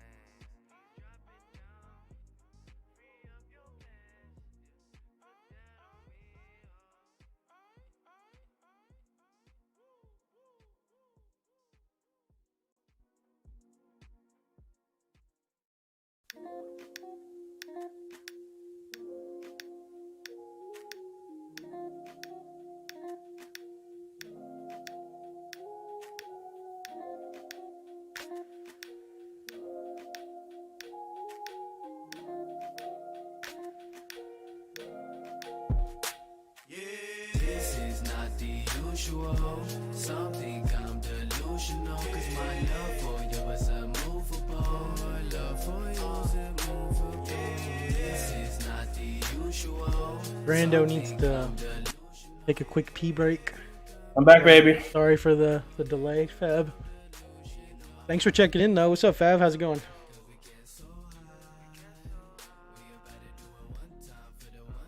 Thanks for tuning in. Thanks again to Music Samsonite. Thanks for holding it down with the BR. I don't have a BRB screen, man. I wasn't prepared for that. Oh, you gotta make one. I'm back. Can you hear me? I can hear you. Don't see you, though. You don't see me? What's going on with that? That's weird. I don't know. I got a big pink screen over here. Yeah. No, but I do need a BRB screen, Fab. You're right.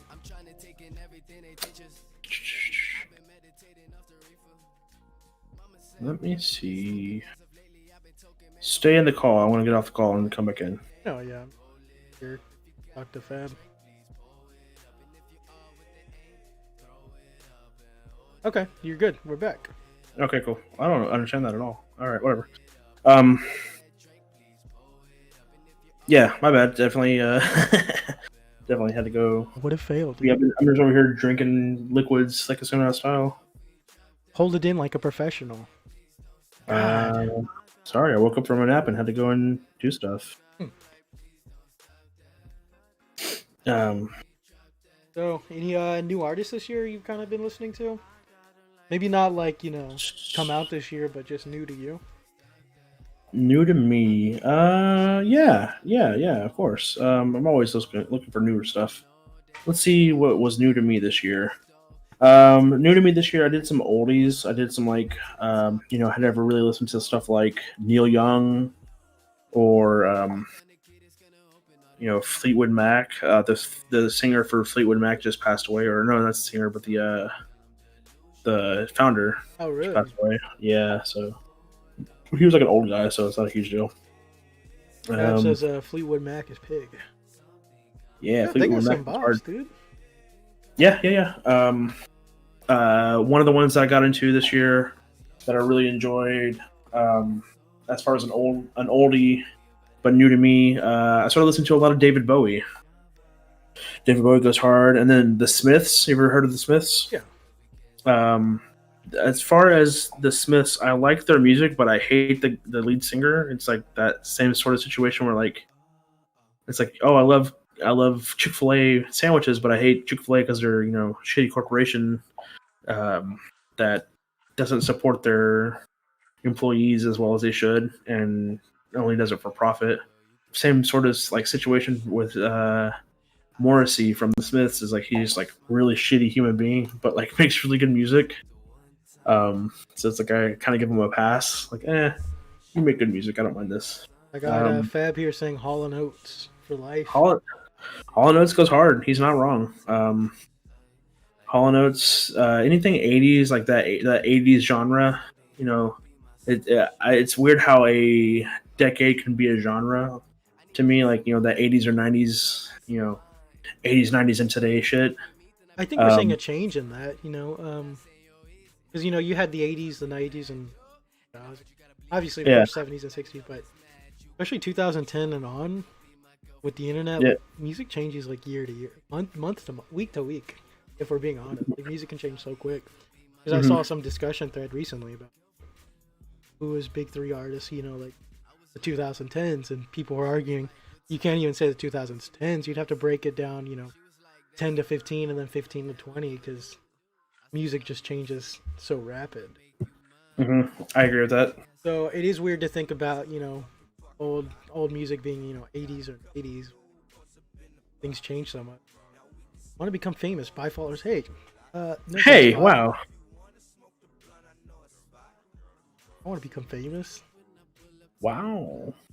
BigFollows.com is now banned from this channel. You need more recent art, like new to you, but more recent besides oldies. Yeah. There's I think their subgenre is extreme metal. Band is called Entheos, which means God within me. So basically, it refers to that God is not a real thing. Like God is just within you, like your belief system. They're pretty hardcore. Their singer is a female vocalist, but she sounds rough. Like not in like a bad way, but like she's got some like grainy vocals. She does like a growly, screamy kind of thing. Okay. It doesn't sound like a female at all. It sounds like totally like a dude, like doing some kind of like war face, screaming, growly, guttural thing. So I guess I can't relate too much to the whole guttural and like crazy sound, but yeah, when there's like singers that don't have the greatest of singing voice, when they're a little more rough, I really like that actually. Yeah, her speaking voice is like that. She sounds kind of like a little raspy and little like she sounds like she screams for a living for a band. Like she has that kind of like kind of deeper raspy tone to her speaking voice. And then the music that they come up with for the actual music that the band plays, the technical, I would say it's technical extreme metal. Man, some of that stuff is just bonkers. Like, how do you do that on the drums? How do you do that on a guitar? And I want to say so the band started out as like a super group of other metal bands, like picking people that were already in bands and like making a side project band. And I want to say it has ended up being two people. A guy that was the drummer for a band called Animals as Leaders, which they were more progressive. Animals as Leaders, and then the singer they actually auditioned and found her, and I want to say it's just them as the band now, and they're looking for like new touring musicians, but they're not touring right now. So they have 2 albums and then an extended play, an EP, and all their stuff's pretty good. They have like 1 new single out from their yet to be released new album. I think they're still writing the rest of it, but the new single's really good. That's a new one I found. Who else?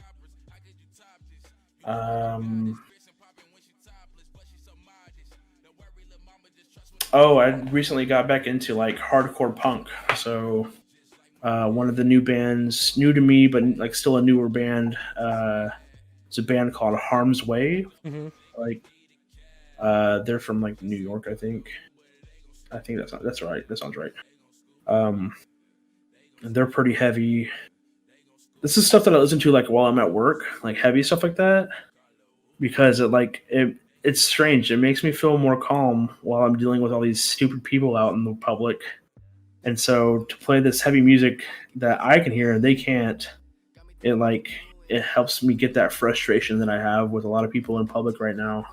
Like a lot of times right now, I'll go to work and having to be out in public and having to see all these stupid people that just insist on coming out into public. I'm just like, what? Why are you here with your like very small children? Like, why are y'all? There's a pandemic. Please go inside. And so, like I told you before, I get away with murder at my job. Like today, for instance, I I told both my bosses that were there that I was just leaving. I was like, "Hey, I'm leaving. I'm cut. I'm going home." And both of them were like, "Okay, bye." And like it was definitely a moment of I should not have left. Um, it wasn't dead, but we weren't also like super busy. Like they probably could have used me to stay, but I decided for myself. I was like, no, I need to go home. I need to get out of here. And I told them before I did it, and they were both like, okay, well, we'll see you later. And I think it's that situation of I don't have to have I don't have to be managed. I know what to do for my tables and for my job. They don't have to do their job for me. They can be like my homie. And so constantly just talking to one of the managers about like pocket knives and all the little collecting stuff that I like to do, like the models and toys and shit like that. He's like to an extent understands that stuff, and so he'll ask about it. And then the other guy he's got 2 kids, so he like is low key like the dad figure. Like I literally will be like, "Hey, dad," and he'll answer to it and shit. They're my bosses, but like I also don't have to have a boss for a good chunk of the time I'm there. Mm-hmm. And so I was like, "Hey, I'm leaving." Like, okay, so by saying that, the point of that is I wear headphones constantly, and I'm constantly listening to music while I'm like serving tables and shit like that. And so I listen to like really aggressive music while I'm serving tables. That's cool though. Like I'll have like today I had on I listened to the Logic album again, trying to wrap my head around a lot of it. And I also had 9 Inch Nails playlist going on, which 9 Inch Nails is like pretty rough of a listen while you're doing stuff. It's definitely one of those things that you have to listen to. Either have to be listening to it or be listening to what's going on in your environment. Mm-hmm. And it was definitely like a fuck it, I'm doing both today. And I sure did it. That's cool. I wish I was able to, listen to music as I. Yeah. I definitely am spoiled on that aspect for sure. But I'm trying to think of other things that are new. Or Harm's Way was that like their hardcore punk is what their genre is supposed to be. Mm-hmm. Let's see what else I have.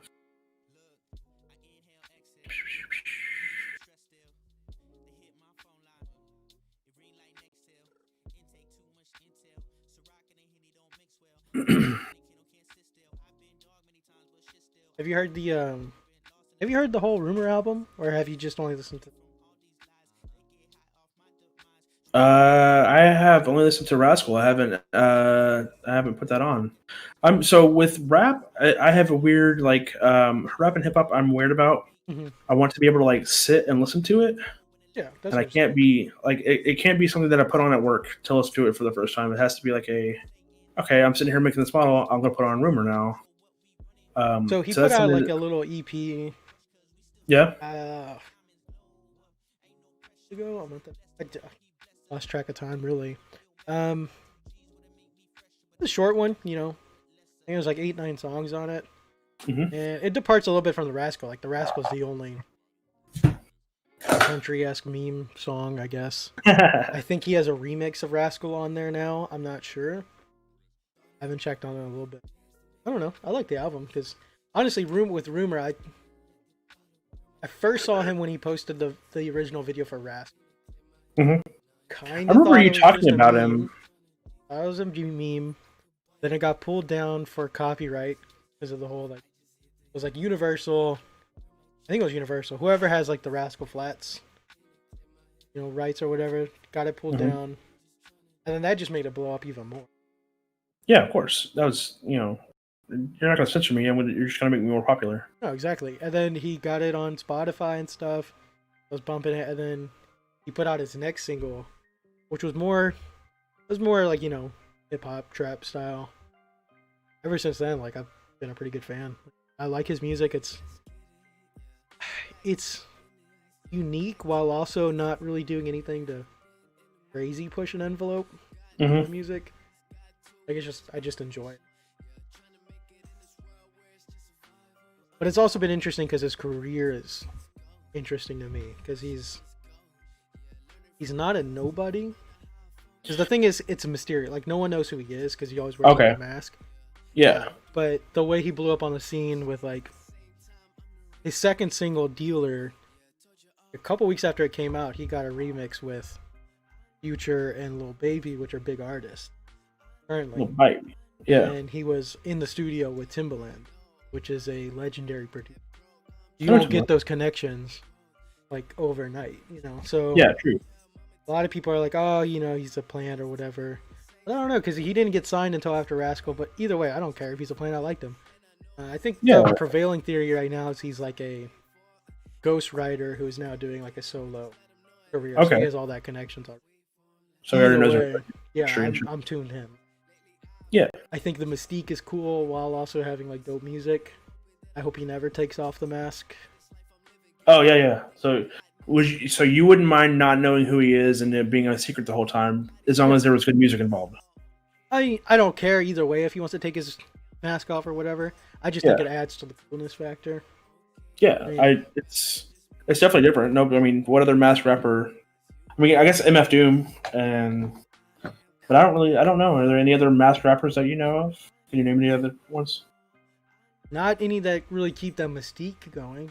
The Mystique. And then everyone thought they debunked it by finding a artist who was on The Voice who sang "Bless the Broken Road," and it sounds similar, but I believe it's been debunked that was not. So the fact that there's like theories and like debunkings already, I think just adds to the mystique of who Rumor is.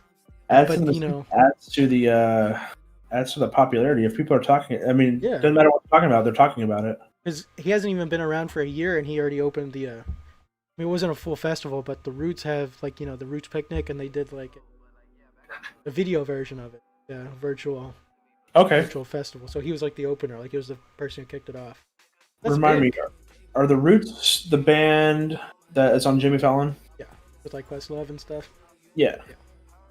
That's unfortunate that they have to be on the show. Because I heard their festival last year was amazing.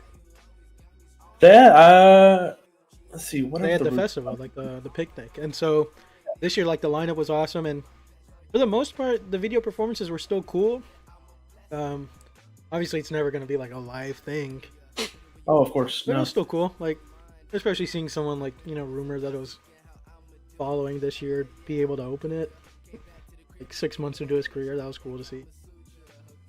Surprise! I'm new, but I'm here. Yeah. What about you? Have you heard anything else new that's new to you or brand new that you're into? I don't know about 2020, but end of 2019, I was really getting in, and still am. There's some artists that are like more on the poppy R&B side. There's a artist I found on Kanye's Ye album. Her name is 070 Shake, and she's pretty dope. She released an album this year. Called Modus Vivendi.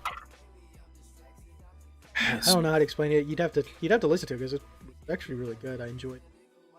What is it? Hip hop? What is it? Describe what's going on? Poppy R&B, I guess.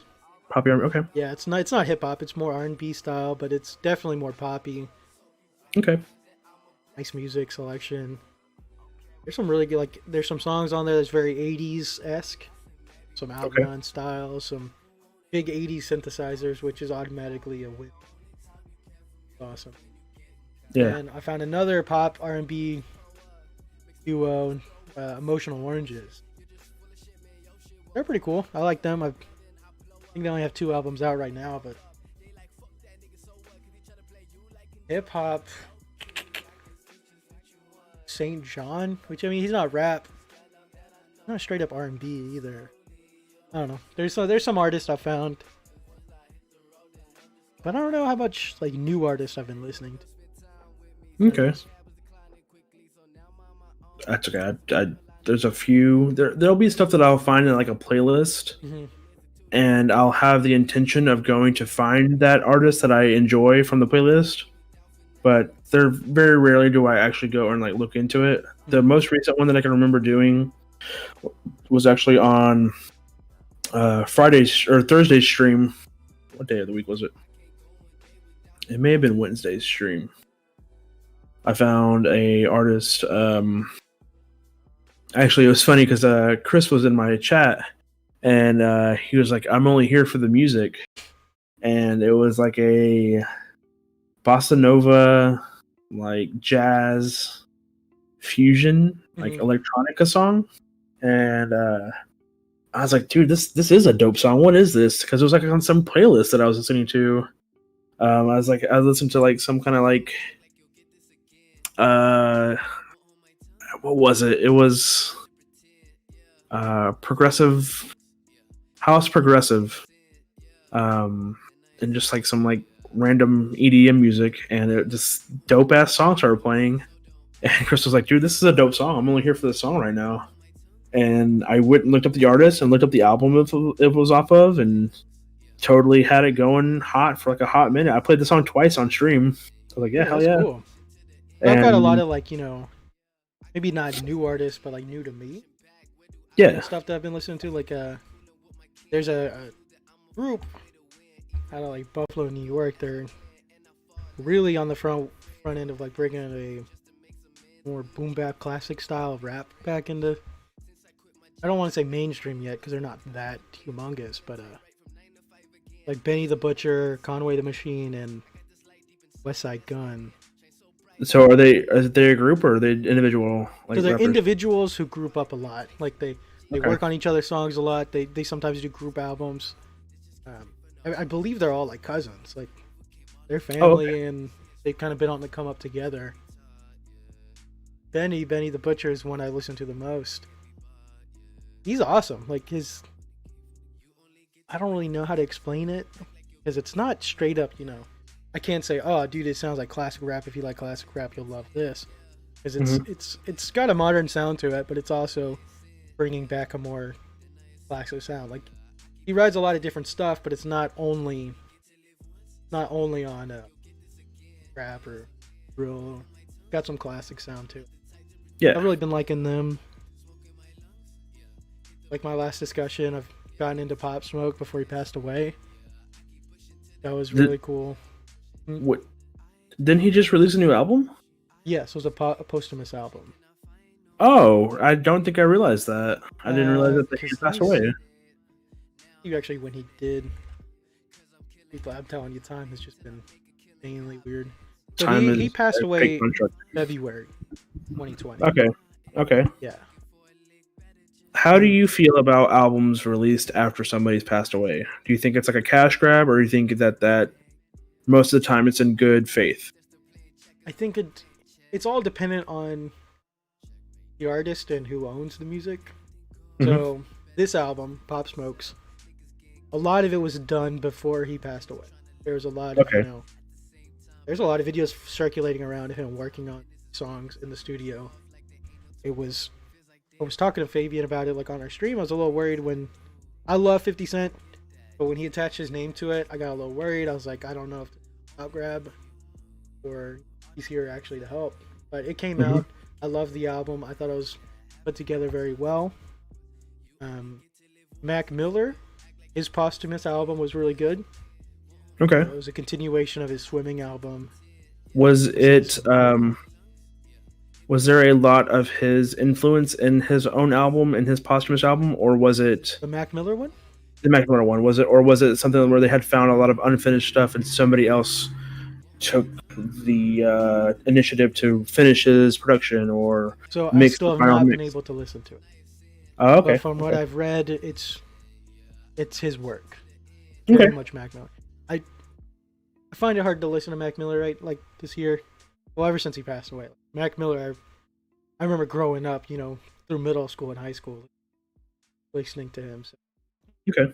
He's been I'm not familiar. I don't know him. I don't have positive or negative thoughts on him. I do know of him to know that, he was, I think, dating Selena Gomez and then OD. Ariana Grande, I think. Oh, Ariana Grande. Yeah, then they broke up, and then he I don't know if it was in I mean, I guess technically, yeah, it'd be an OD, but I think it was like a. I don't really It's like know an the whole thing accidental that OD. happened. Yeah. I mean, But like, something like he took the wrong kind of pill, or his marijuana was laced with something. I I don't don't know. Who remember if it was knows? like a fentanyl thing or I don't remember what happened. But yeah, it was something weird. Mm, But the thing was, I grew up listening, middle school, high school. I've seen him go from like, his early albums were very frat rap, or like, okay. corny looking back on him to now we're like, he's had really great albums. And a lot of deep and, some of his albums were really emotional. So it's hard to like go back and listen to a lot of that right now. But I do want to finish his last album and then listen to his posthumous because I've heard very great things. Good. Okay. There's another good one that came out recently from a newer artist called Juice World. He had a posthumous album. I like that one a lot. Is that guy passed away as well? Yes. I didn't know that either. Okay. When did that happen? Was that recent? Early this year, I want to say. Let me look. Okay. I want to look that up before I say it. No, December 2019. Okay. Yeah. Well, that's still recent. That's still within. But yeah, Um, within a year. I did see that they released some new. Now, remind me on how to say it. It's the Triple X Tentacion. Yeah, so that was going to be my, on the flip side, while those ones were really good, posthumous albums that I thought respected the art. Yeah. XXXTentacion, whatever. I'm not sure how I feel on those ones because there's been a lot of weird reports with his mom trying to cash grab. Uh-oh. He didn't have a good relationship with her and stuff. And also, I guess I also want to state, I never really was a big fan of him, so I can't really talk too much on his stuff. I just only heard that he had the posthumous release. That I think he's had could 2 not or remember 3 if you're. now. Oh, wow. It's hard to say if it's hard to say if it's like a rush. I want to say it is a rushed out cash grab, but it's hard to say because even though a lot of his post albums sound half finished or rushed, his albums he released when he was around very much sound like half baked ideas, and like they were short songs. They were usually like a minute and a half. In my opinion, they were kind of half baked ideas. Yeah. So I can't say if these albums were just put out for the money or put out because they were his fun. Not sure. Yeah. I know there's been some Lil Peep stuff, but I don't know much about his situation, so I can't say if those were good releases. But for the most part, I think posthumous albums are very weird topics. It's like they a need real to be weird handled gray area. delicately. Yeah, because like the one that I am more familiar with recently was like the David Bowie greatest hits thing, where it had like some different versions and some different like some extra stuff that had never really been released. And nobody in his circle needs the money. They don't need the cash grab for it. But also, it's a lot of stuff that there had already been a couple of greatest hits of David Bowie already released. And so, it's that kind of gray area of somebody's making money on it and somebody wanted to make money on it. But also, it's cool that we're hearing these live versions of these songs that we've never heard before. So that's the one recently I can think of. And I can remember it. The album is good. It's definitely one of those like, oh, cool. These versions of these songs exist, but I don't necessarily have to like seek them out and find them. I just know now that they exist. Like, it's really weird because like artists have tons of music, like even that's unreleased. It's tons of music they've worked on. Because bringing it back to the Pop Smoke one, because it's the most recent one I know of. They said he has like over 400 songs. wow. Unreleased. So I know we're gonna get more albums.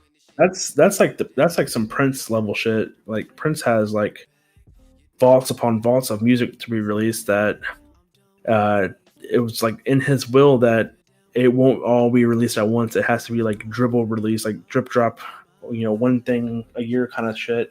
But the problem is you don't know if those songs were like them messing around in the studio one night, never wanting it to be released, and then now there's a potential it could just be slapped onto a posthumous album. Yeah. I don't want to see. So I know I've been talking about him a lot, but Pop Smoke I think really had some potential for helping the sound, especially in New York since it's been lacking for a while. So I don't want to see his death kind of be milked out and his legacy lose some of the, the potential. Oh yeah.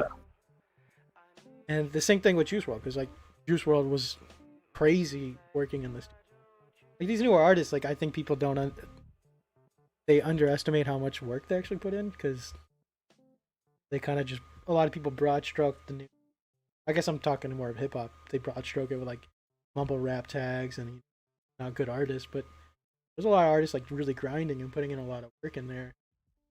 So these ones that have passed away, they just have so much music, and I am worried that they'd be milked, Yeah. But I guess if it's handled correctly, I would never say no to new music, especially artists that I like.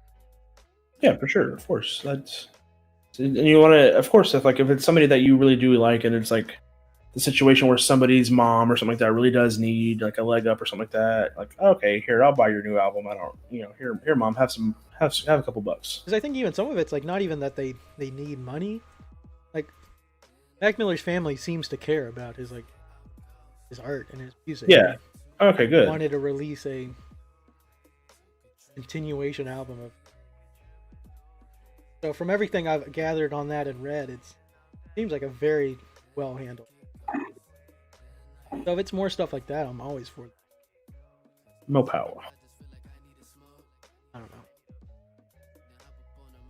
know. Is there anything like weird that you started listening to this year that wasn't normal for you to listen to?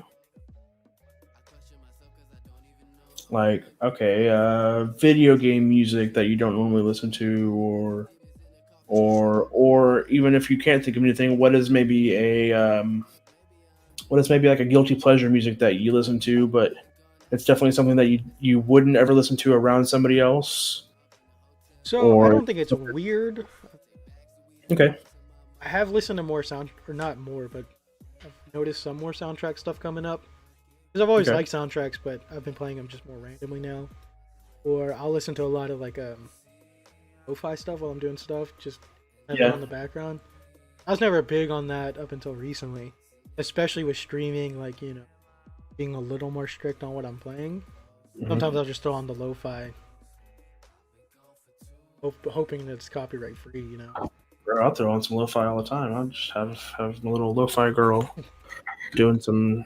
Can you, cat, come into the? Hey, can I relax and study to this? Can I relax and study to this, please? Thank you. No, yeah, that stream is awesome. Like, I'll usually just play it while I'm doing whatever on my computer. Or make her kiss the desk is what Fab says. Make her kiss the desk. She doesn't have lips.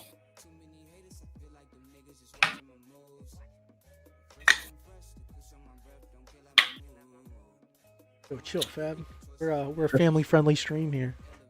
Spank her. She's like 16. What the fuck? She doesn't She's even just have a relaxing butt. and studying, dude. The cat's relaxing. She's studying. No, but those have been pretty cool. Then like that kind of led me to find lo-fi stuff of other things I'm into. Like I found I don't know, like 2 hours worth of like lo-fi Avatar music. That was pretty cool. Hell yeah, Or, like, that's some cool. lo-fi like Halo music. He said, "Help her with her homework." And then some more soundtrack stuff has come back. Nothing really new, just playing more old stuff. Like I'll throw on the Tron soundtrack every now and then. Hell yeah, Some listen to Halo that one. one. Dude, I would love to own the Tron vinyl. Like, that's like a grail. 'Cause I Is it? love that soundtrack. Is it like not available everywhere? Or anything see, like that? actually, I want to say it was kind of expensive. Look this up. It's a rare item.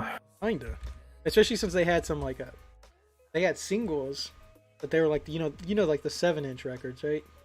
Yeah. The small ones, but they were picture discs that they looked like the what do they call them? Like the ID discs or whatever. I forgot what they call them, but like the light up like discs on their back. Yeah. Oh, and Tron? Yeah. The little vinyl singles would look like that. Oh hell yeah! Oh yeah, dude, the Tron Legacy soundtrack vinyl, starting off at like $190 on Dogs. No big deal. Use some of your Trump money. About it. No, but like I love that album. I love Daft Punk. Daft Punk's amazing. So I love Daft Punk. Is I was gonna put maybe Alive as like my one live album that I love on my list, or maybe Random Access Memories makes probably my top 5. you were saying that one time we were talking about that. I think actually it was one of the times we had Fabian in like our PlayStation chat or something like that, and y'all were talking about how because it was one of the ones that came out after y'all started liking it. Well, so I want like to say Fabian got me into like Daft Punk. So I'd heard, I want Dude, I to don't say even- Discovery is my top. so I had heard Discovery, heard Alive, heard Daft Club. And I loved them all. Like, they were great. But something about Random Access Memories, like, really clicked. I don't know if it was with some of it being like new disco-esque. A lot of people didn't like that. That's surprising that you say you like that because Oh, a lot of I people are loved like, ugh, I disco. loved it. What the fuck? What are we doing here? And then the outro track, I think it was Contact. It was like you had like the astronauts talking as it plays some like Space Odyssey-esque. Mhm. Like, dude, I love that album front to back. Like, Yeah, it's a good listen. I remember it coming out and being like, I was taken aback with it. Like, oh, disco? Are we? Is this like the new thing now? Are we into some disco now? And I won't say that it definitely got me into disco, but it definitely like got rid of that like weird.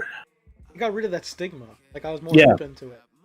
And Like, yeah, it okay, definitely helped me yeah. get into like older stuff.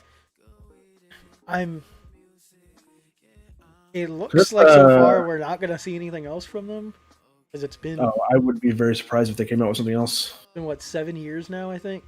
Yeah, 7-8 years. it's Giorgio Moroder, right? Yeah, I love that one.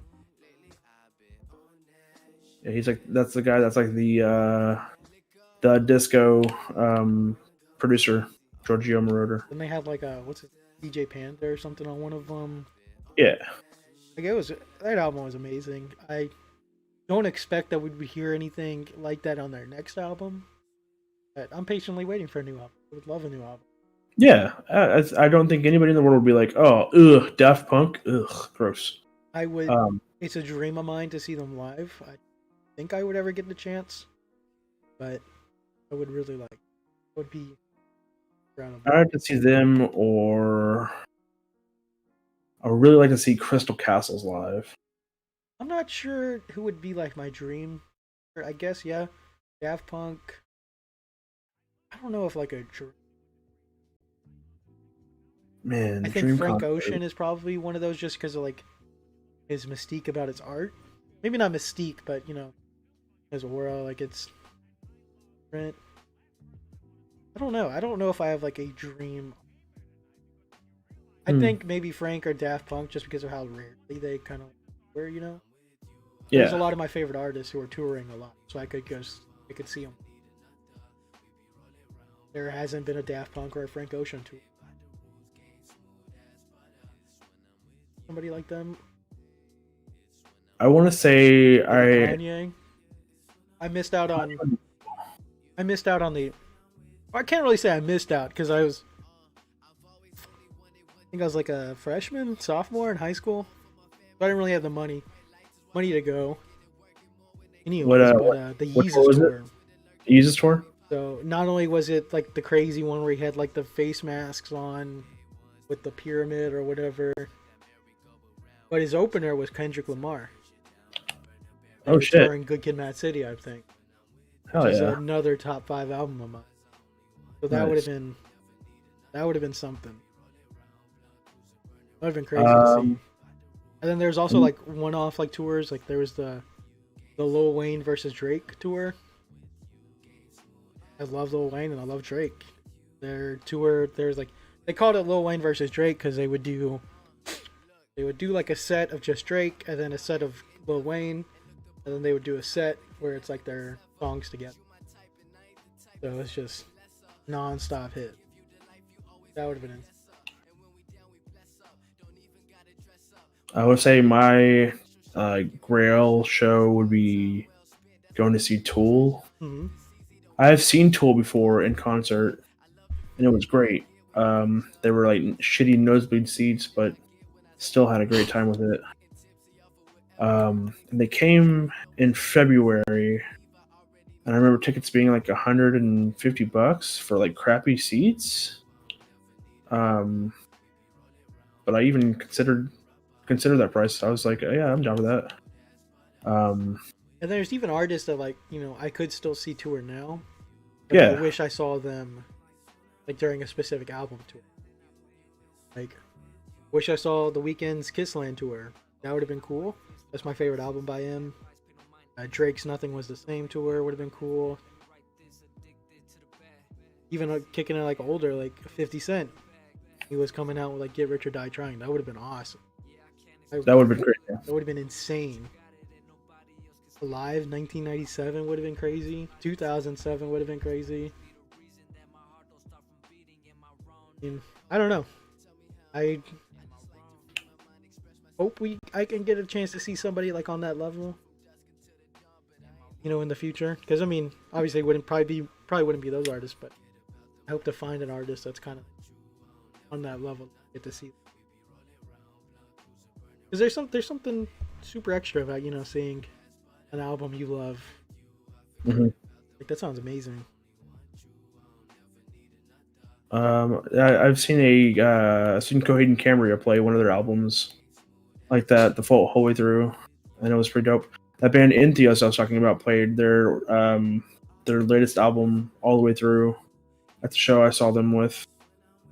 And that was definitely a sweet show to see the entire album. And it was before the show I saw them at was my first exposure to them. Like, I didn't know that band before that. And to hear them play their whole album throughout, and then to like get in the car and like, okay, what was that band? Oh, it was this? Cool, let's check it out. And for it to be as good of a sounding album in the car as it sounded live was really cool. No, yeah, that's something. Oh, yeah. I guess honestly, I'm kind of really looking forward to getting back and seeing it, because there's something extra special about it. Yeah. I think that brings my music questions to an end. Really, all I got left is just random stuff. What you got? I don't know. Have you seen any like movie news, bro? Like Disney's pushing back some movies. Pushing I did back see some Star Wars and Avatar 2 a year. What Star Wars was supposed to come out? They haven't announced, but I think all that's been said is their Star Wars plans have been. I knew they were already pushing back like the Marvel stuff. Yeah. Yeah, as far as I know, there's been no announcement of a Star Wars movie. Like, we just knew one would be coming soon. Obviously, Yeah, okay. they're not going to stop Star Wars, but supposedly it's been pushed back. Okay. It makes me wonder what because they're still pushing on for New Mutants in August. That thing's When been did they delayed film like New Mutants? So when did they even film New Mutants? 5 years ago. You say that as a joke, No, but I think genuinely think it's like 5 or 6 years ago. It's old. But I'm very excited to see that movie, actually. I think that the fact that it was already an interesting concept, I think, like a horror mutants kind of esque movie. But I think the fact that there's somebody at Fox and now Disney that continually pushes for this thing to come out has got to mean there's something to that movie. That, or they just don't want to have. They want to try to get their money back on it. I think if they just straight up wanted to get their money out, they would put it on Hulu or Disney Plus, or they would have put it out like a year ago. Like, they could have already put it out. Like, if they just wanted to recoup money. Yeah, I think there's got to be some movie there that's good. But it's like it stands alone, doesn't it? There's like nothing. It doesn't like. Yeah, I don't think it's connected to. Because I don't think the X-Men really has a connected universe anymore. Not after Dark Phoenix. Oh yeah, I don't even Dark remember Phoenix was awful. Dark Phoenix sucked. Bro, we saw it release night, and I was just like, I think I was like, we walked out. I was like, wow, that was just a waste of time. It sucks, man, because First Class and Days of Future Past were awesome. Yeah, they were I fun. love those movies.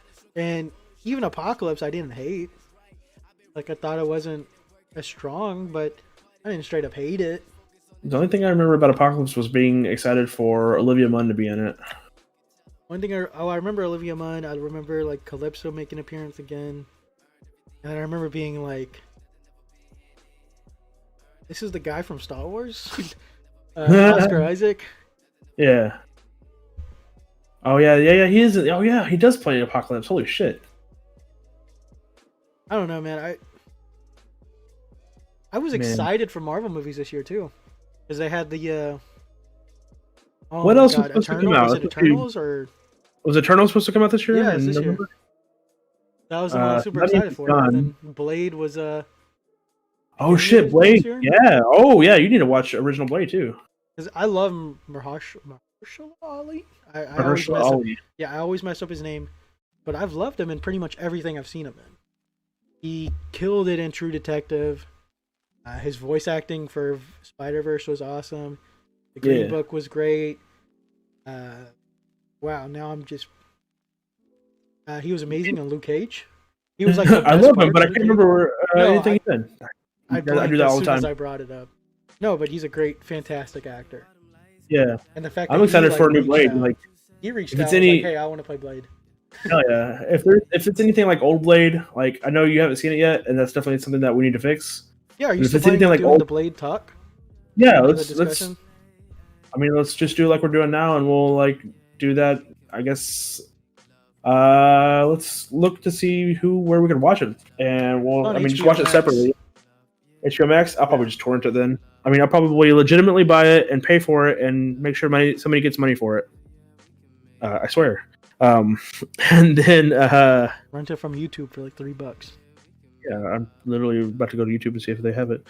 I've only seen parts of it. Like I've only ever seen parts of it. And it's I want to say it's a good movie, like it's good to watch, Mhm. but it's also definitely one of those it might be one of those ones where it's like you watch it again and you're like, why did I like this? But it's been a while since I've seen it all the way through. From what I remember, it's dope. I'll have to check it out. I Um, mean, Wesley Snipes is an icon. Yeah. It's Great. $3 to rent on How much? no fuck it, it's $7 to rent buy on How much you rent? YouTube. 3. I'm just gonna go ahead and buy it.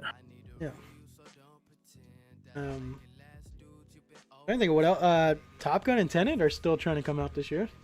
No, Top Gun got pushed next year in Okay, summer. Really? Okay, I thought they'd push it to like December or something. They did push it to December, and then they pushed it again because I actually Okay. just watched a little internet news video on it. The It guys makes that I sense. watch. It's definitely a summer Internet. blockbuster. Oh yeah, it's definitely a 4th of July movie for me. I need though- to see that in like a true IMAX. I need to see that in like, can we get it on 80 millimeter? Can I, I know Dolby's great, but is there like above Dolby I can see that in? I'm about that. I need to find where the closest like true IMAX theater is, because I would love to see Top Gun there. I want to say there's one in Mesquite. A true IMAX? Because I they have think they so. have the AMC IMAX there. No, But it's those a are it's like Limaxes. no, it's not like fake one. I want to say it's like a true one, like you're The saying. last time I checked, it was like maybe an hour drive. My roommate would know. My best friend Stevie, because he was into that for the longest time about like the best resolution movies.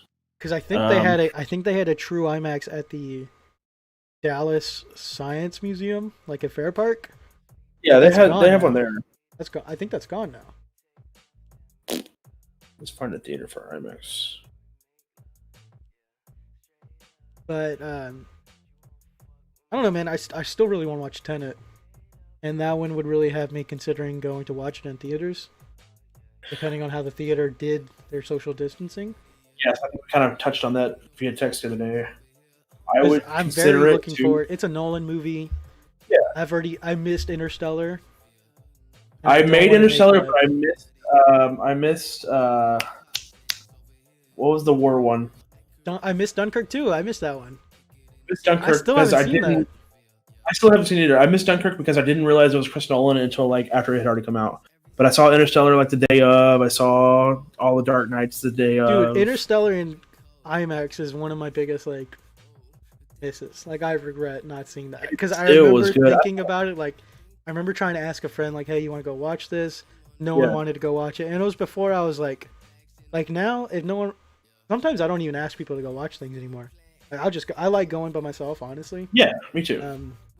So it was before I was like super into like watching movies by myself. So like I don't know if I want to go watch this, especially paying IMAX prices because I think that was when I had like one of my first jobs. I was still in high school when it came out. But once I saw it like on like at home, I instantly regretted not seeing it because especially when you see the scenes changing to like IMAX, because you can tell, you know, change. I was like, damn, this was a big miss. This would have been crazy. Especially since like I didn't know Interstellar was gonna get crazy like that. I thought it's a very marketed as like a normal space adventure, and then it goes off the rails, and I love it. Speaking of space movies, I saw Martian in theaters. That was pretty cool. I liked Martian. I haven't seen it ever. Not that I would want to see it. I just haven't taken the time. I saw Ad Astra last year. Did you see that one? Okay, I really enjoyed Ad Astra. I saw very mixed to negative things on it online, and I will agree a lot of the main plot was weak, but the world building Ad Astra did was honestly second to none to most movies I've seen recently. Like, I agree. I liked it literally up until like the spoiler alert for anybody listening. Until he finds his dad. Yes. Outside of that part, up until that point, it was amazing. It was a great movie. When he got to the moon and like he stepped out and like you see all the advertisements and like the businesses that have like attached to them, like you see normal day-to-day businesses on the moon, and I'm like, that's exactly what humanity would do. Like we would totally do that. And then on his way to the launch site on the moon, they get attacked by the pirates. There's a whole thing about that. Like, I want to see more movies in the universe. Like, I would love that. And I'm very disappointed that there's high chances we never would. Because why would they? Why would we? Yeah, y'all didn't like this. Why would we make more of this? I liked it. The world. I personally thought the world was amazing. I thought it was really cool. It didn't get good reception from everybody else, though. No, it did not.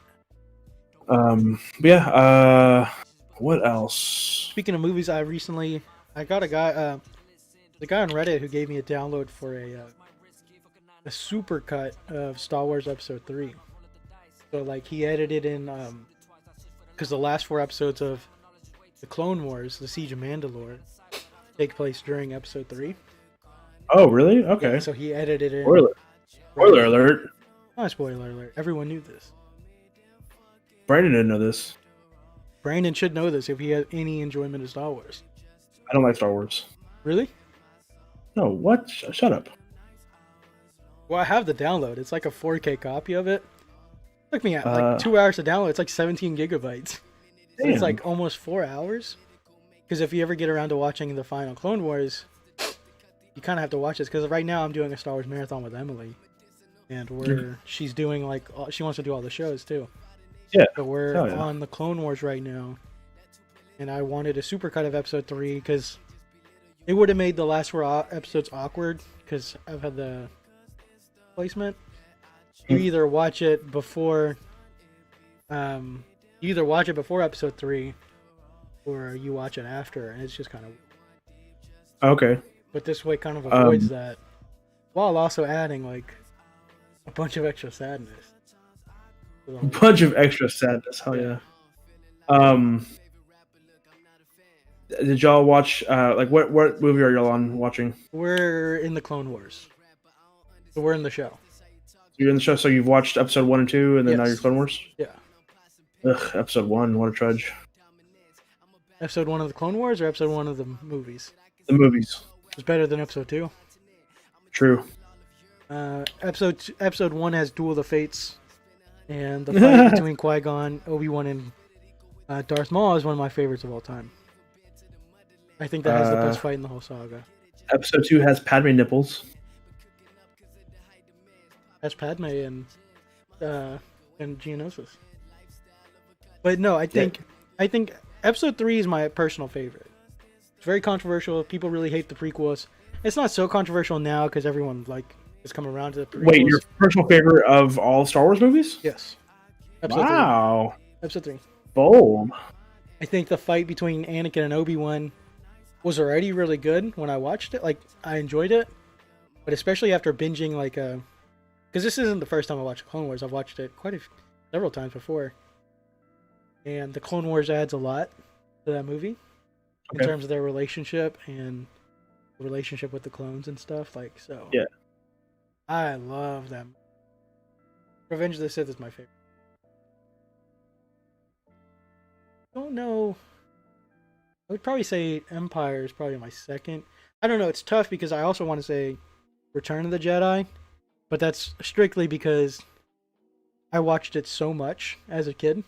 Because my grandma used to babysit me while my parents worked, and the only 3 movies I remember watching were Return of the Jedi, Mighty Morphin Power Rangers the movie, and E.T. Oh, yeah. So those 3 movies were on rotation every day. I heard Return of the Jedi and Mighty Morphin Power Rangers. What was the other one? E.T. Okay. E.T. is one of those ones.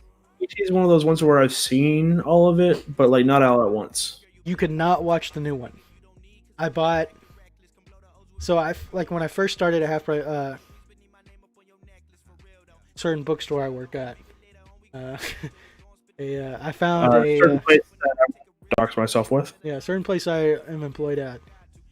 They had a copy, it was a special edition of E.T. I was like, oh, give me this, I'm all over it. So I popped it in, and the first time you see E.T., I didn't realize it was the CGI re-edit.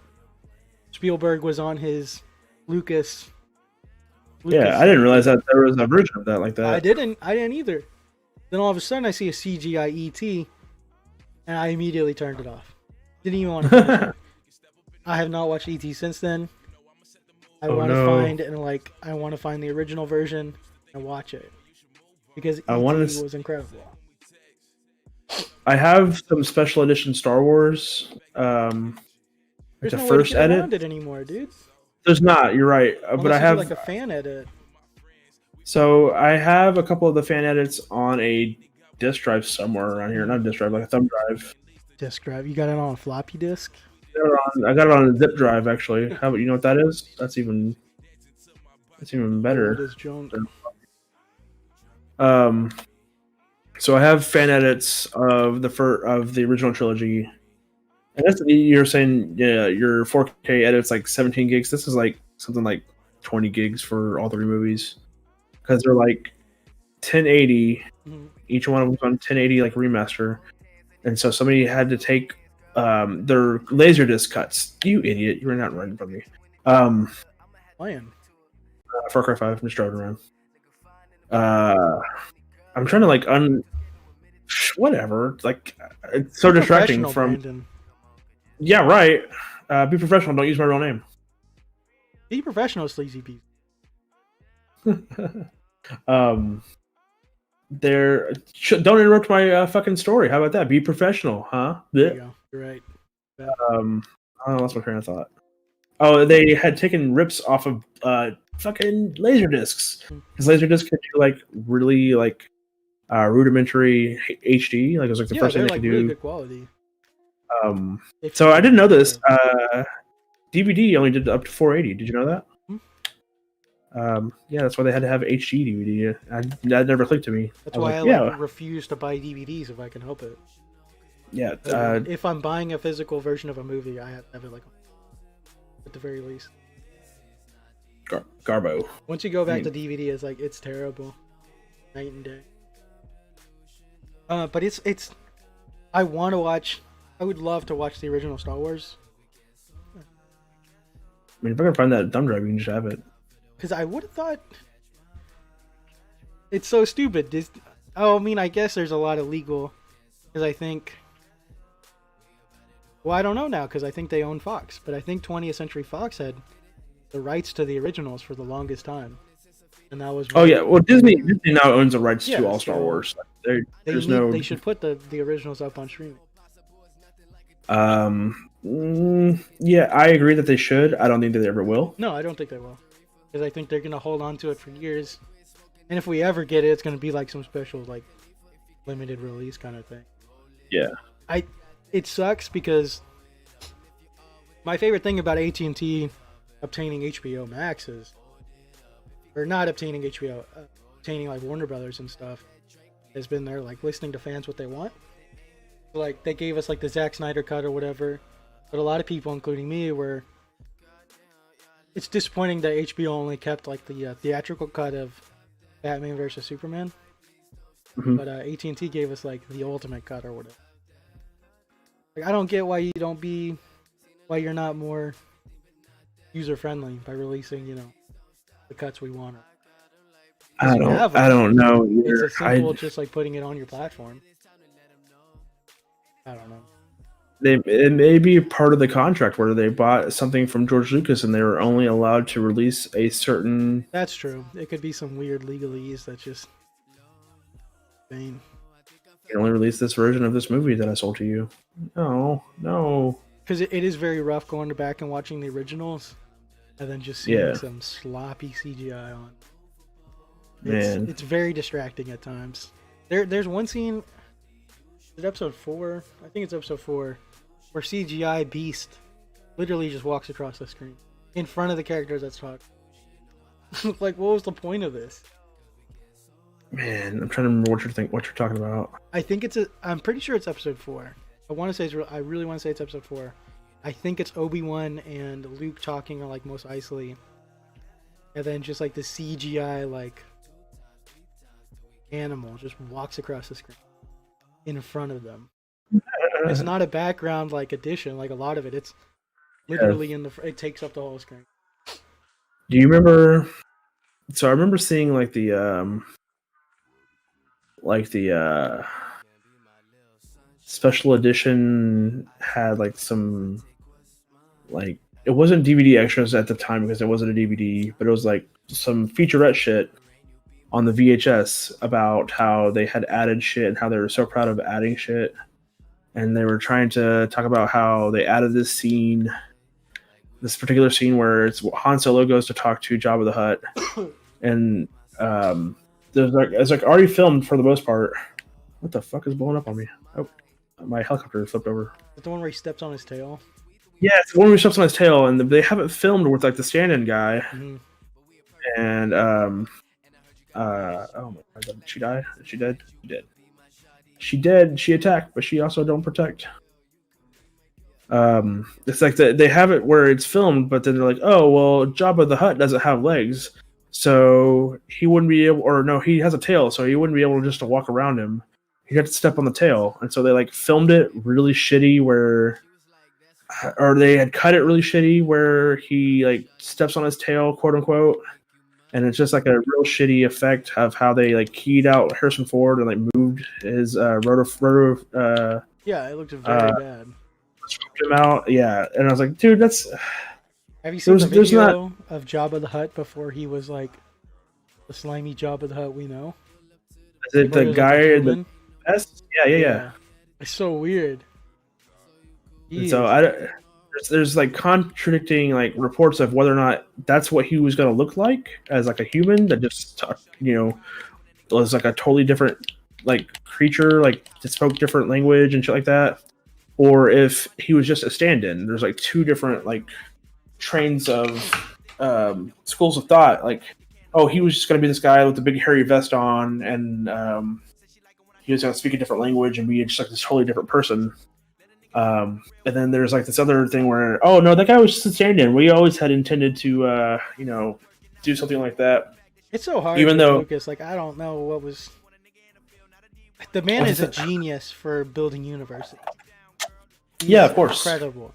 But when it comes down to directing and actually like making the minute like story details, God, I don't want to talk too much because Emily and I, after watching it, she's never seen Star Wars before, so I don't want to get too much into spoiler. Like, yeah, no. But it's also weird because, like, as soon as they take it out of Lucas's hand, it loses all the charm. I somewhat agree. Because I did like Force Awakens, but uh, say what you want to say I about his directing and writing ability, his world creation is Yeah. amazing, and I just never got that from the mainline sequel trilogy. Rogue One and Solo, I think, did a good job by mixing a lot of older like alien species with some newer ones and introducing some new things. There was a lot of like cheesy fan service, but overall, I really enjoyed those. I've enjoyed some of I've enjoyed the shows they've done post, Disney acquisition or whatever. But it's just something about the sequel trilogy. Just it's not all there for me. I enjoyed Force Awakens, and to some degree, I've liked Rise of Skywalker. I've seen that a couple times. So I really liked Force Awakens. I did not like The Last Jedi, and I am like 50-50 on The Rise of Skywalker. Like Rise of Skywalker is watchable to me, but only because it's like, oh cool, look at all these Star Wars things that are happening. Not like, oh cool, look at the story that's happening. Yes, It's just like, exactly. Like, hey. there's a lot of cool Star Wars Yeah. events, like the lightsaber fights. That's space battles. Like that's all awesome, but the plot Yeah. is very just. I don't want to say anything really. I don't want to say specific Yeah. things, Yeah. 'cause I think she's No, watching. definitely, we don't have to talk about it. But I just will say my opinion on it is like, watchable, but like, I don't think it's a good choice as a send off. No, and I don't know. I'm scared because I think they've talked about wanting to do the Old Republic, the movies. Oh no, that's happening. But yeah, but we don't know when. With everything being pushed back, I don't know. Also, I don't know if they're going to continue doing Old Republic now that they've just created the High Republic. You can cover your ears. You're cutting in and out, by the way. Sorry, it's probably me moving away from my mic. Turn away from my mic so I can breathe in. That's a meme. Chocolate rain. Yes, I know the meme. So I Yeah, don't bro, know I how get much- it. Okay. I don't know how much you've caught up on. Like, they have a whole new era they created for books, comics, potentially shows, and movies called the High Republic. No, I'm not familiar with that. I believe it takes place either 200 or 400 years before the prequels. Okay. But it's not the Old Republic. It's called the High Republic. A little different. I'm worried they're going to move away from... Because I know they did say they were going to do Old Republic movies, but I think that was before they moved toward this High Republic era. So I don't know if their future movies are going to kind of revolve around this. It looks potentially cool. I like the idea of it. Is there anything out that fits into that I would know? No, because I think I the know books were going to start at the end of the year. They did a know report some Star- on it. Like, they have a video... They have like a video trailer kind of thing about it. Okay. I'll send you the link later about it because it's interesting. I like it. I like the idea of it because it's more Jedi on their like peacekeeping kind of stuff. Like the top part of when the Jedi were supposed to be doing their thing. Yeah, because like the Sith weren't active. Okay. If anything, if there's anything with Sith in it, I think it's more of them like maybe like early plotting, not like they're active villains. So it's more Jedi doing stuff around the galaxy. I think it's also trying trying also to incorporate non-Jedi and Sith protagonists. So that'll be cool. Yeah. I don't know. I think there's been a lot of cool Star Wars stuff recently with Mandalorian, Fallen Order, the last season of Clone Wars. So there's potential for new Star Wars that can be really good. But man, I don't know. I never finished the last episode of The Mandalorian. I Really? just put it off. That's Yeah, because like I one of wanted to the go back best and watch. I wanted to go back and watch like 6, 7, 8. Uh-huh. And then I had planned to do it, and then Stevie told me that he got rid of Disney Plus because he wasn't using it. Like he had literally like got it and watched like 2 things, and then never used it. If you need a login, And- let me know. I'm paying for mine. And I think Taylor has one, so I think I'm okay. If not, I know where to go. okay. Why would you want to watch 6, 7, and 8 before finishing Mandalorian? I know 7 and 8 are basically like the same like I know it's all one big story, but I know do there's you like mean no like episodes 6, 7, 8, or movies that's 6, show. 7, 8? No, Okay, no, okay. no. I thought you meant the movies. I was like, takes place between 6 No. and 7. Not okay. Gotcha. No. Just those. I wanted to set aside time to watch all 3 episodes of the show back to back like that. No, I understand. You And I just. you really should Of course. because Oh yeah. it sets up a lot. And also, I don't know. I hope have you stayed away from like season 2 spoilers? Not really spoilers, but I guess like cast announcements. Oh, I don't know what happens at all. I have no clue what's going on. Okay, there's been a lot of cast announcements that have spoiled a lot So- of stuff. I know a particular one about Rosario Dawson. Ah, yeah. But that doesn't spoil anything to me. I don't know really what the hell's going on. The only thing that says to me is that she's alive. I think it spoils that they're gonna go for like a bigger universe in the show. Where Oh no, I always knew that they were going to play into something bigger than what they were presenting as a show. I really like the idea. Like, it's hard because I like the character that she's gonna play.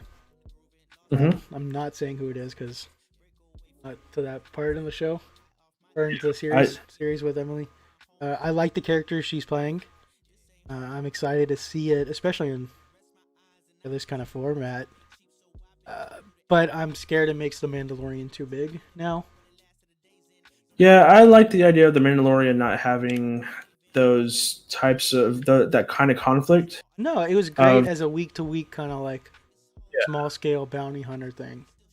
And it was the child made him way bigger in universe kind of thing. And don't get me wrong, it was really cool. I loved it. But, I'm very interested in season 2, but I'm also wary of what might happen. If that makes sense.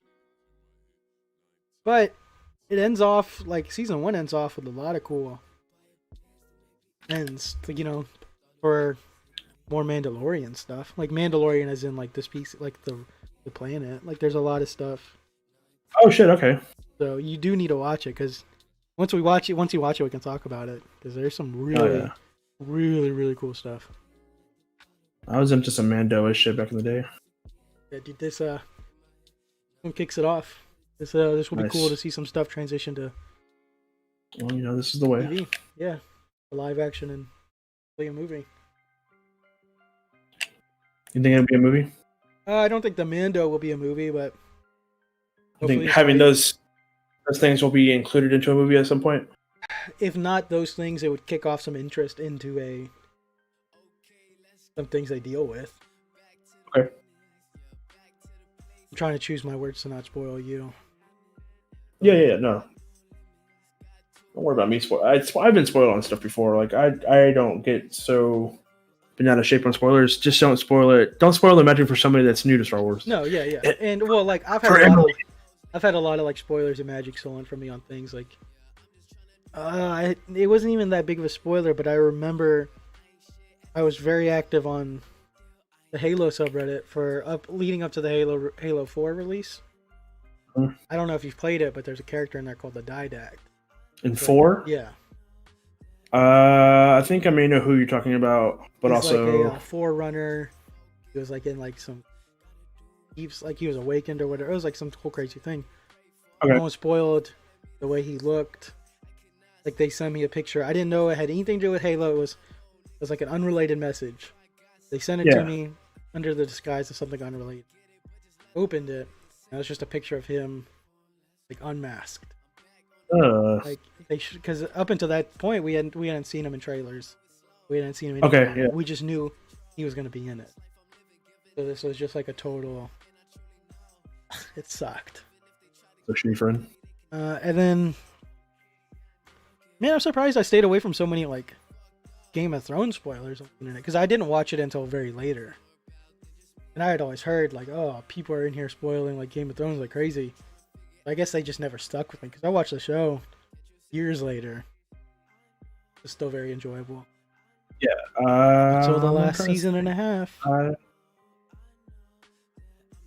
I didn't. I watched like the first 3 or 4 seasons of Game of Thrones, and then kind of gave up on it. You're not missing much. Those were the best seasons.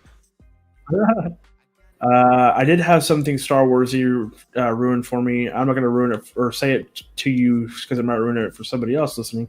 It's Emily. But okay, so the big thing that happens in episode 7. Do you remember? You think you know what I'm talking about?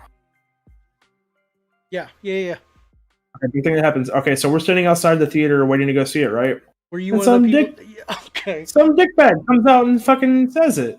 I've heard stories about that. Yeah. I'm like, are you fucking kidding me? Like, dude, what I'm a very ruin. lucky that I had like. It was like the Saturday it came out.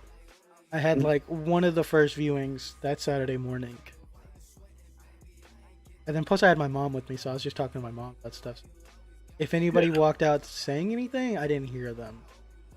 Yeah, you're lucky because I definitely got that an earful of that. I had managed to miss getting the tickets for the showing we wanted for like the midnight on Thursday before it came out or whatever. So they had like a 9 o'clock, a 12 o'clock, and then a 2 o'clock. And we were like, okay, let's go to the midnight one. It'll still be late, but we'll be okay. We'll get out pretty late and it'll be fine. So, we go and see it, and we're sitting out there waiting for the 2 o'clock one. And I guess the guys from the midnight one came out and just fucking ruined it. Did they like yell it out purposely to mess with y'all? Or were they just talking about it? Like, not that it really excuses it either way, but was it like something on purpose? I don't recall. I don't actually remember because it may have been just talking. Because I've definitely heard stories and read things about like people would come out and be like, "Hey, this just happened to this one character," and like purposely yelling it to like the crowd waiting for the next showing. And like I've always thought that was the ultimate dude. Like. It's like, because what can you do at that point? Like I know at the end of the day it's just a movie, like but still, like the thought to ruin something like that for somebody, especially when we've been waiting years for this series to come back, you know. The waiting the long time is the big thing for me. It's like, fuck, dude, you just we're doing this right now. So that sucks. No, I don't want this fucking bow. Or do I want this bow? I want it. So, you've been watching any like game reveals? No, they didn't have the official like normal E3 stuff. Like they had the Ubisoft Direct. So like personally, I saw that Far Cry 6 the trailer looks pretty awesome. So I saw the cinematic trailer. Is there gameplay yet? No, it's only been the cinematic. But yeah, I've seen that. I saw that like the night it came out or whatever. I like stumbled upon it on accident. They always knock the cinematic trailers out of the park for Far Cry. Yeah, the villains have always been interesting. Villains are always like top tier in Far Cry. With a like A-list act. Well, is he A-list? I don't know if he's A-list. But with him being Giancarlo Esposito? Yeah. I'd say he's like A- list. Yeah, with him being like the villain, like that's crazy. Like I'm interested. Although he's a good character. I've been burned by Far Cry recently. I don't think I'd be getting it day one. Which one burned you? Far Cry 5. You didn't like 5? No. Oh, I liked the setting. I loved the setting. I really thought the story would have been awesome. I think it delivered on a lot of the story. The gameplay was lacking. Especially with the co-op, because I played a co-op with Fabian. I hated the fact, because Ubisoft had great co-op going up to that. Like, we had just finished Wildlands together. With the co-op, we expected something similar to where we could both progress. Far Cry 5, it was only the host who progressed. Progressed. So if he hosted, we would do all these missions, and then I would go back to my world and like have no level up, no missions. I didn't even really have much money. So that sucked. And then I hated a lot of the gameplay loop mechanics. Like, I felt like every 5 to 10 minutes I was being attacked by a random wild animal. Or anytime I would make headway on a mission, I'd be randomly kidnapped and have to do all this random crap. That I get we're part of the story, but I hate the kidnap parts. I agree with that. Like, that's I'll be in the middle of a mission and then all of a sudden, you're being tracked or you're being hunted or whatever it is. And it's like, oh shit, no, don't shoot me with the poisonous arrows. Stop it. I didn't play 4, so I really can't comment too much on that. I 4 did was like just 3. a reskin of 3. 3 was awesome, and then Blood Dragon was super cool, even though I never finished Blood it. Dragon is top tier. I didn't play. Was it New Dawn, the post-apocalyptic one after 5? I didn't play that either, but that's just like a reskin of 5. So Well, reskin with like RPG elements in there. I hate that Ubisoft is like forcing all these RPG elements in like every game. I hate it. I don't want to play Ghost Recon and have to shoot a guy a bunch of times to kill him. I don't want to play Far Cry and have to watch my numbers as I try to damage something. I hated that they added it to Assassin's Creed. I don't know. If they want to make an RPG, I feel like they should make a new IP. Like, I'm not excited for Assassin's Creed Valhalla.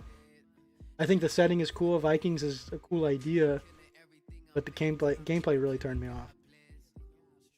Like, he was one of the videos of the developers playing. He was like fighting a wolf, and like literally spent 5 to 7 minutes trying to kill it. Like, constantly attack. Like, it's a wolf. It's not like some mythological wolf either. It was just some wolf companion of like this villain. It's like, I don't know, man. Like, Assassin's Creed is not, I don't know, it's not Dark Souls, but they seem to be trying to make it look like Dark Souls. I don't want that. I want to return to like, oh, we talked about this recently. Assassin's Creed like 3 and Black Flag, I thought had like some of the slickest gameplay. Yeah, I rebought Black Flag because of that. Like, I've been playing that a little bit too. Black Flag wasn't my favorite story, but the gameplay was. Even playing it currently, like, there's no story to it right now. Like, I'm like actively listening for story. It's like, oh, we don't like the king and we're pirates. Like, okay, cool, but what about there's a story, right? No, we don't like the king and we're pirates. I really enjoyed 3. I liked being Connor, like your Native American who's trying to fight against the British, who he thought were moving in on his land, and by helping the Americans, he ultimately lost his land. Like, it was like a no-win situation for him. What an idiot. And his struggle was very, I don't want to say fun to play, because it's hard to say someone's struggle was fun to play, but like the narrative was enjoyable to me. And then those DLCs were crazy. I don't know if you ever played the DLCs. The King George one. Yeah, the King George one, where he becomes a tyrant, and then like Connor can do all like this shape shifting into like eagles and wolves and stuff. That stuff was awesome.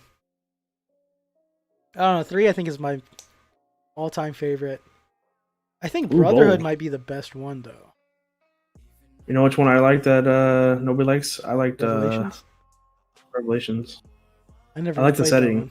I never got to because I was like, I must have been like 14. It was like right before I had a job to buy my own things. Yeah. And like right after, like, you know, I could easily just ask for a game. So I never got Revelations.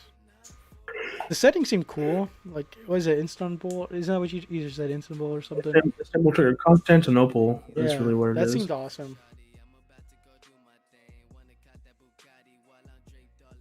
So I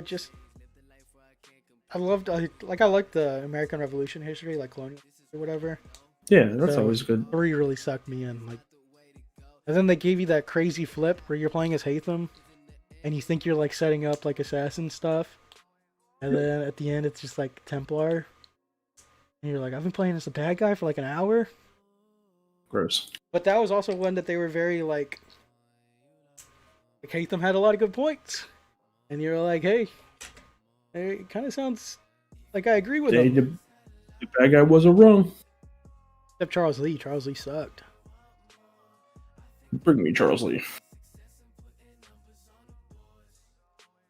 And then after Black Flag, I haven't really been able to put much time into Assassin's Creed because I just haven't liked them that much. I thought the settings for Origins and Odyssey were very cool. I love ancient history. But the game I had fun with Origins.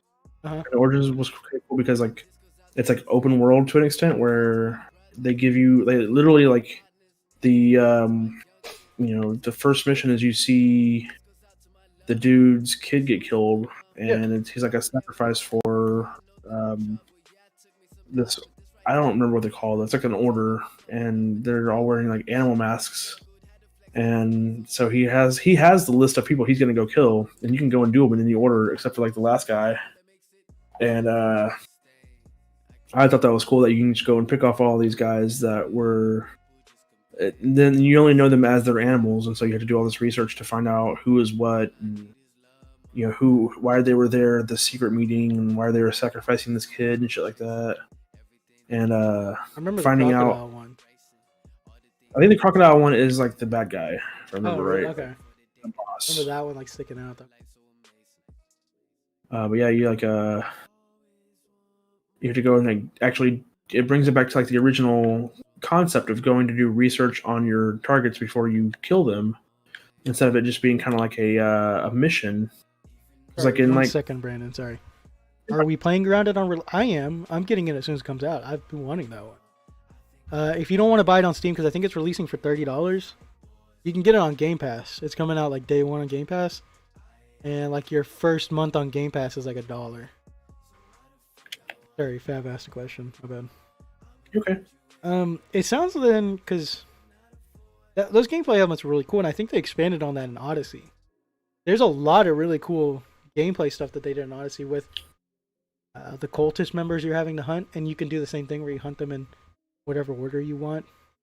You have to do a lot of like city research on like finding out where they are, then attacking their camps. And then they had the whole mercenary system where the more you're wanted, different mercenaries will be after you, and it'll be like random. Like the mercenaries will randomize. It's like if you kill them, you gain more like mercenary clout or whatever. I always thought that was cool. I think Fab is adding you.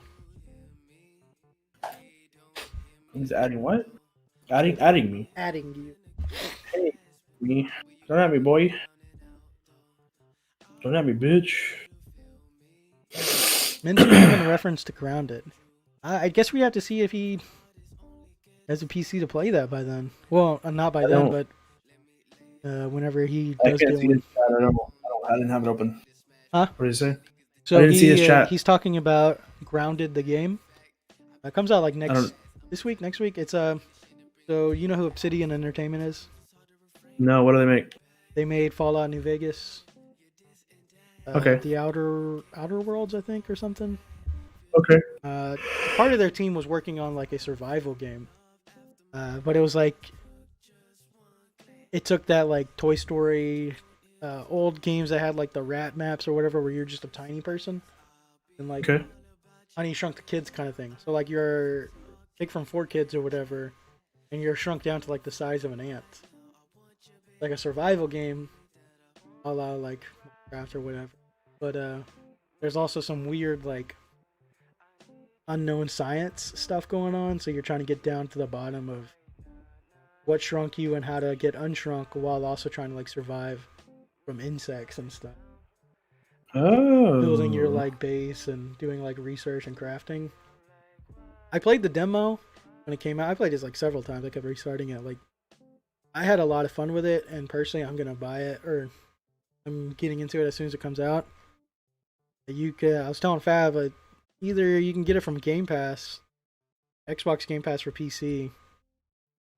I'm pretty sure like my first month was $1. Like they give you $1, then I think it's $4.99. They dying to play a survival game. But yeah, I think this one would be really fun to play. It's co-op. It didn't feel too grindy when I played it. Like I was able to get like a full set of ant armor pretty quick. And that's just from killing ants. I'm sure you could put in a lot of grind on it. Trying to get some uncle armor. But I don't think it's... But also, the demo was only like a 30-minute kind of demo before you had to restart. So I don't know the full extent. And then plus, it's an early access release. And on Xbox, I think they call it game preview or whatever. So there's only... there's only a certain amount of the game that they're like putting out, I guess, until they finish it. I'm really looking forward to it. I've loved the demo, and then I'm always a sucker for that. Like even back in like Call of Duty, like old PC maps where they would make you like They'd call them like rats or whatever, where you'd be in like a big like kitchen or whatever, but you're like the size of a rat. Like I love that kind of like Arthur and the Invisibles, like Bug's Life, like all that was cool. So I'm really looking forward to Grounded. Like I think it looks awesome. I'll check it out and see if either if I can. There's some freaky stuff about it, like it gives you like an arachnophobia warning, Ugh. and they give you like a filter to turn off, like so like turn off the spider models, and like you just see like these weird like blobs, but they're just like massive, like they look massive to you, but they're just like spiders, and you can like fall into like spider dens or whatever and try to like mess you up. It's really cool. I'm looking forward to it. I'll check it out. See if See when it comes out. Peter. I want to say it's like coming up maybe this week. It's tomorrow. July 28th. So yeah, actually, days. Is it actually tomorrow? Actually, That's almost why- tomorrow. I don't know. I think that would be really cool. So yeah, Fab, if you are looking for a survival game, I'm gonna get into that one. So if you want to play that, I'm trying to think of. I feel like it's pretty cheap to get into. I mean, Game Pass is not expensive, and then you can buy it on Steam, but I think it's $29. Up to you.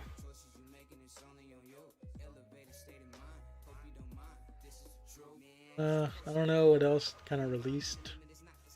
I've been super into Halo. Like Yeah, I watched you play a lot of. That's fun to watch. the reveal was all. I thought the reveal was cool.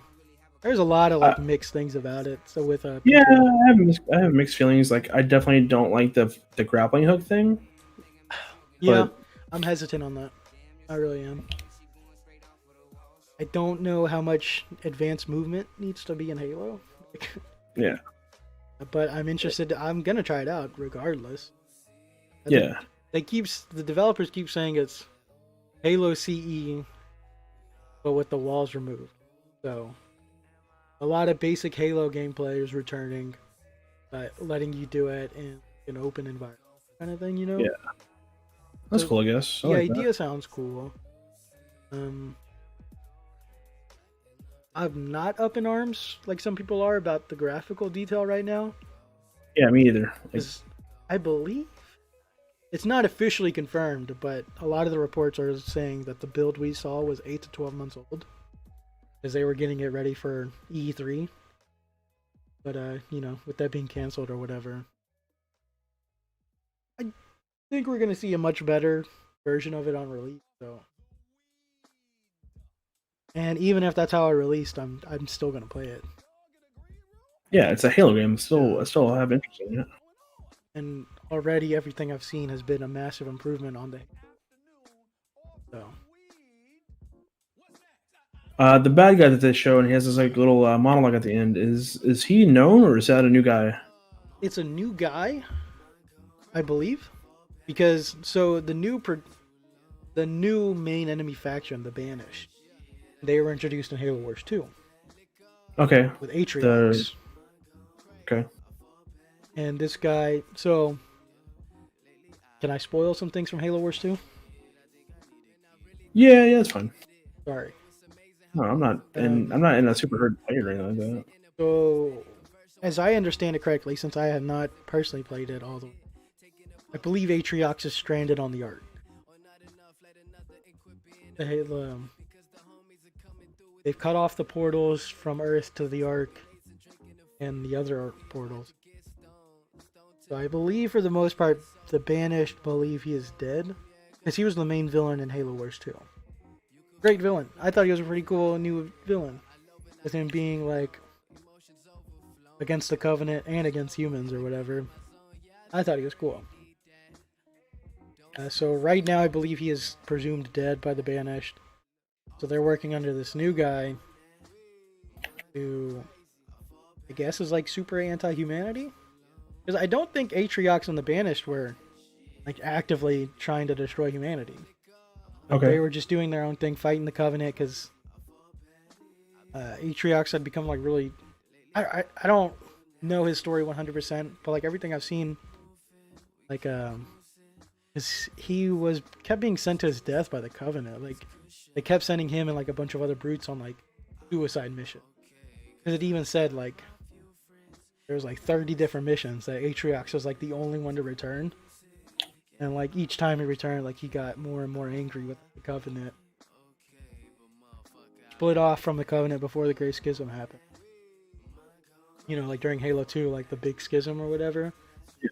So he like splintered off, started his own faction with some brutes. They started like pirating like Covenant technology and human stuff. So like forming their own kind of like technology and armor. Then they incorporated like other alien species. So they got some like elites, some grunts, hunters. And they were kind of doing their own thing. And then they found the Ark.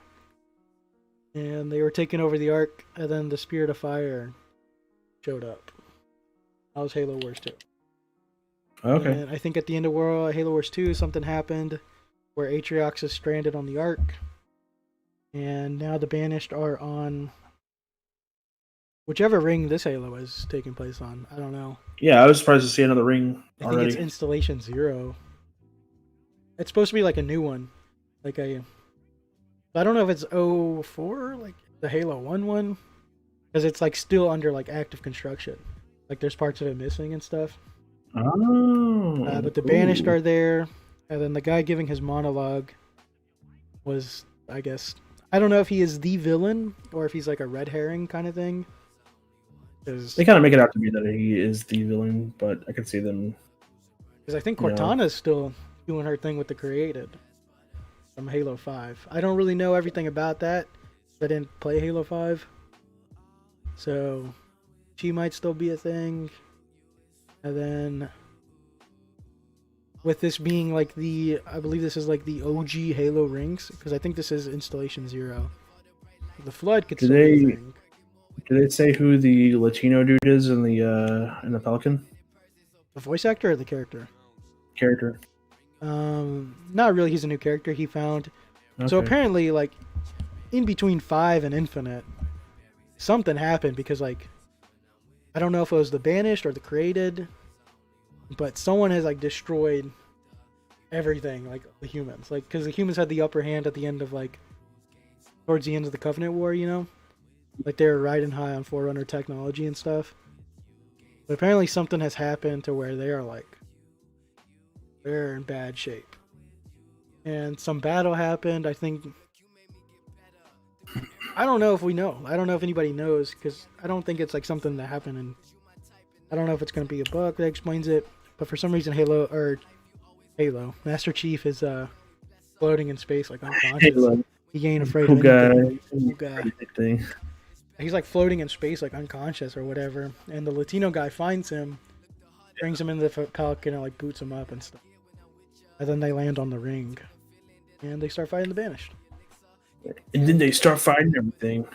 That's the extent of my knowledge. Well, you know about as much as I know then.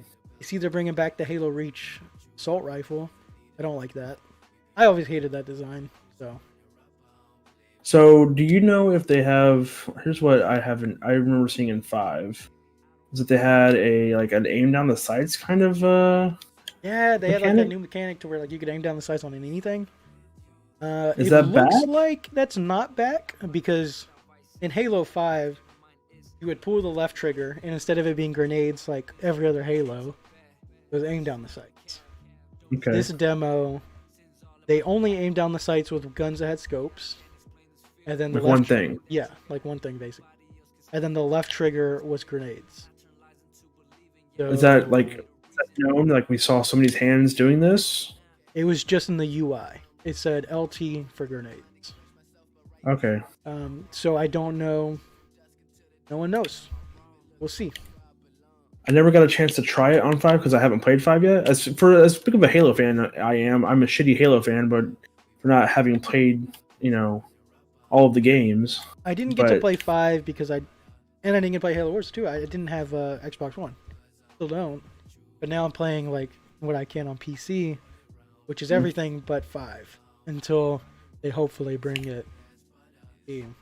From from what I've seen on the campaign, it's nothing to write home about. But the multiplayer I heard is, from a competitive standpoint, is super clean.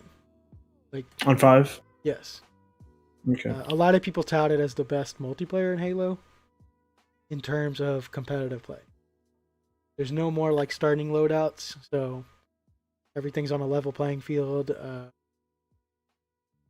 Just got 5 today. Oof. You haven't even played any of the other ones. How are you going to start at 5?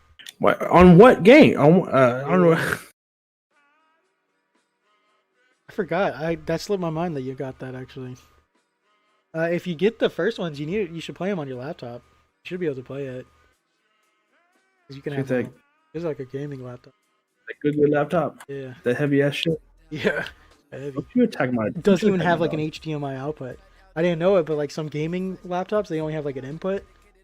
Like I guess So- if you want to play like a console. Well, It yeah, I know might- the Halo 5 is Xbox One, but if you get, so there's a Halo called Halo Master Chief Collection, that has like Halo 1, 2, 3, 4, 2 other side ones. You can get that on your computer, and we can play that together. So she may have a cover on her for her GPU because she has an onboard GPU if she has a gaming computer. Okay. She may have a cover that's covering up those ports. She may have those ports; they're just not visible right now. I'll have to double check because it didn't look. Oh, you fixed what? Your face. Maybe. Anyways, back to like. I've heard I want to play Halo 5. I do hope it comes to PC because I feel like I need to play the campaign anyways. Like I can't just not play the campaign. But also You haven't played it either. But you don't know the story of that one either. I know rough points of it. Like I know some things that. Oh, you fixed the HDMI, so it works with your projector now. Girl has a projector. Holy shit! Yeah, dude, we took it on like one of our Airbnb trips because we were gonna watch something. We were like in some like not remote, but in like some cabin kind of like tiny house. So we took Or it some to old watch like home some club. stuff, but we couldn't get the output working. I haven't played the campaign. I've watched all the cutscenes. I watched a lot of the story beats. I know enough, and I've read enough because to know it's rough. I can't play because I don't have a remote. I have your remote. I'll give it back to you. I don't need it. I can play with my PlayStation 1. Or you could just play with your mouse and keyboard, like a normal PC person. Or you could play with a mouse and keyboard like a normal PC person and give her freaking controller back. Yes, You I am freaking going to frick. give her controller back. I just said that. But Frickin' Halo even on PC guy. feels really nice on controller. Like I don't even want to play with mouse. It just feels so nice.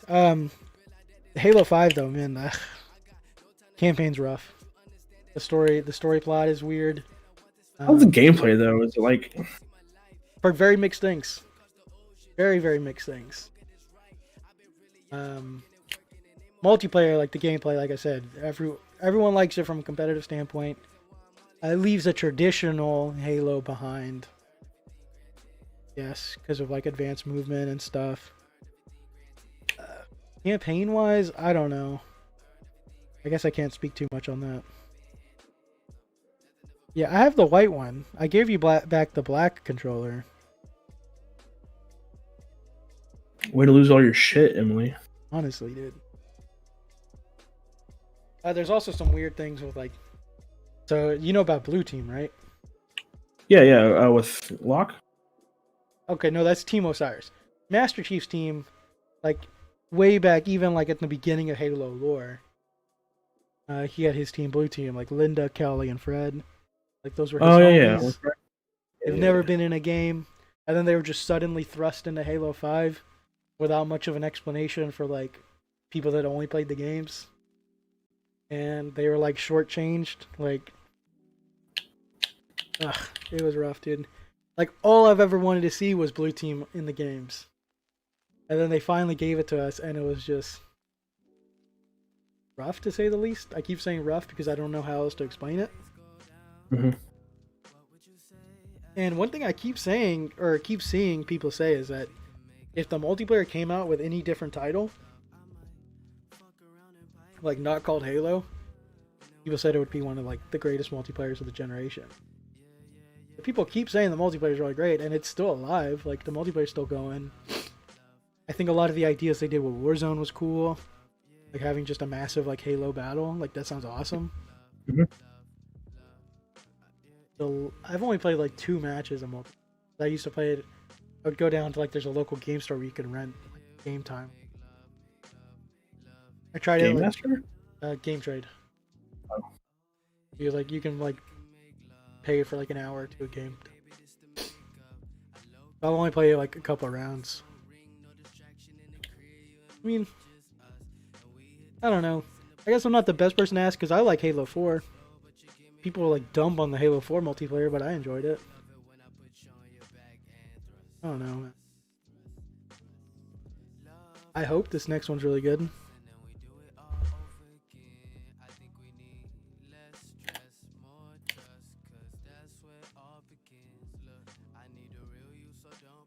We'll see. It should be soon, right? We'll see. Yeah, hopefully. I imagine it's just gonna come Supposedly- out as soon as the Xbox comes out. Holiday. That's what they said. It's 2020. holiday. I think it's because they still haven't announced when the Xbox is coming. Because Infinite, by all accounts, should be a launch title. I think that's what they're like touting it as. I guess we'll see a release date as soon as they announce the date for the. Yeah. Have they done a release date for the PS5? Not to my knowledge. I don't even think we know how much it's going to be. $1 million trillion. Probably. I'd still probably try to pay for it. Hey, can I get a loan? Hey, that Small one. Miles Morales game looks insane. I don't know if you They said played- it's a standalone game. It's a standalone game in the same way that like Uncharted Lost Legacy was a standalone. It's like just a DLC that became its own thing. Okay. Yeah. Like it's its own contained story, I guess. But it's not a full-fledged sequel. Like they're still doing Spider-Man 2 with Peter. Is what is it going to be a full price game? I think it's 40. I'm not sure. I'm not 100% sure on that one. Is it only going to be PS5 or is it going to be like kind of a cross thing? It's only PS5. Okay. Well, that answers all the questions I have on that one.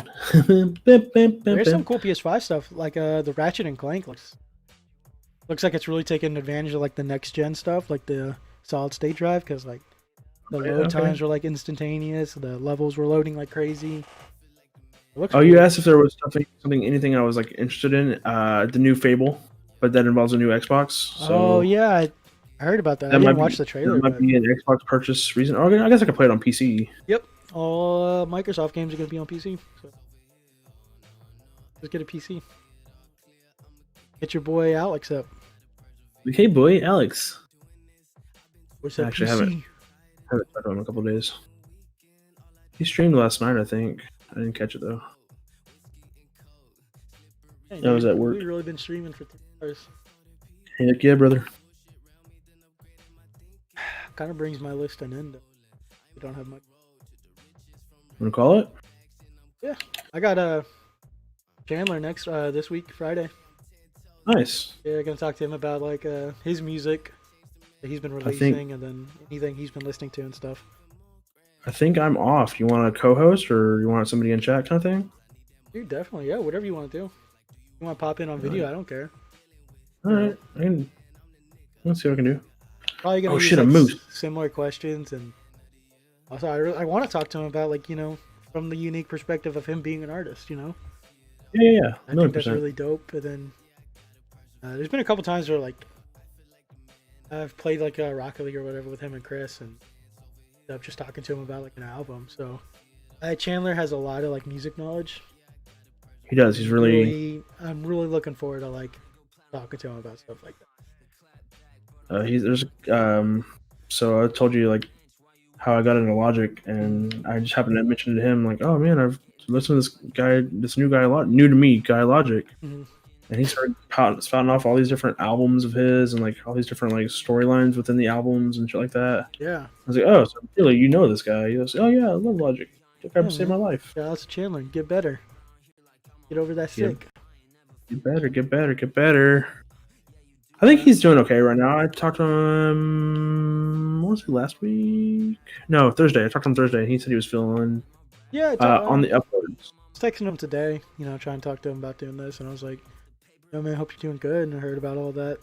You're doing well. No, but even aside from the music, and like, he's a really nice guy. So, Yeah, he's great human being. really. So I'm excited And, to have him on. When I first, I met him through work, Mhm. through Olive Garden, or Italian restaurant that I may or may not work at. The one that serves breadsticks. And solid. He was friends already with my friend Caitlin, and she was like, "Oh, this is Chandler. You'd like him." And just by somebody saying you would like him, I was like, fuck that. I don't want to know this kid." And she's like, "No, really, you would like him." I'm like, I don't fucking believe you. And so I didn't really give him a chance. Mm-hmm. And it took a little while later, and I was finally like, "All right, you seem pretty cool. I'll give you a chance." And he was like, "Wow, thanks, asshole." I was like, "Yeah, it's me. Welcome to It's me. me, Sleazy. It's me, Sleazy." I met That's him how I through am. Chris. I hung out with him a couple times when Chris lived with like at Chandler's house, when they were like roommates or whatever. It was always really nice. So, and then I didn't know until He doesn't hurt or anything. I didn't know that we went to the same school. Like he was a year under us or whatever. Then he hooked me up with the PC. So Chandler, hey Chandler, you're a cool guy. Chandler, He pretty. ain't scared of anything. Nothing. Kills aliens. No, yeah. So Alien. I'm looking forward to him next week, or I guess not next week, but this Friday. Yeah, it's this week now. Yeah, this week. So Surprise, motherfucker! It's this week now. So yeah, that'll be really dope. And then I don't know to go from there, because I don't want to just only do like interview style stuff. As fun as it is to have somebody to play Yeah. off with, I do want to get back to like discussion style. So yeah, playing it by ear. Well, easily turn interview style into discussion style That's true. by just finding something for everybody to talk about. No, yeah, Um, and I wish I knew more about the music you listen to, so that way we could Yeah. have turned it into much more of a discussion. Yeah, but I have really eclectic taste, so I don't blame anybody for not being into what I'm into. I think that's something that might be like that when I talk to Chandler, because Chandler listens to a lot of hip hop. He does hip hop, so He do hip hop. he do it. So there might be more of a common ground to just have a more open discussion about things. Yeah. That'd be cool. You should throw some deep cuts at him and be like, "Hey, I heard you like Madion. Hey, I heard you like You have XYZ." you have a deep cut knowledge of Chandler. I mean, we like the same kind of EDM guys that I didn't really get it. I didn't really want to get into because it's like I don't even know some of the names of the songs that I like from some of these people. But yeah, we like some of the same artists. Dude, if I can come out with him, at him with some like Nardwuar, like deep cut stuff. Awesome.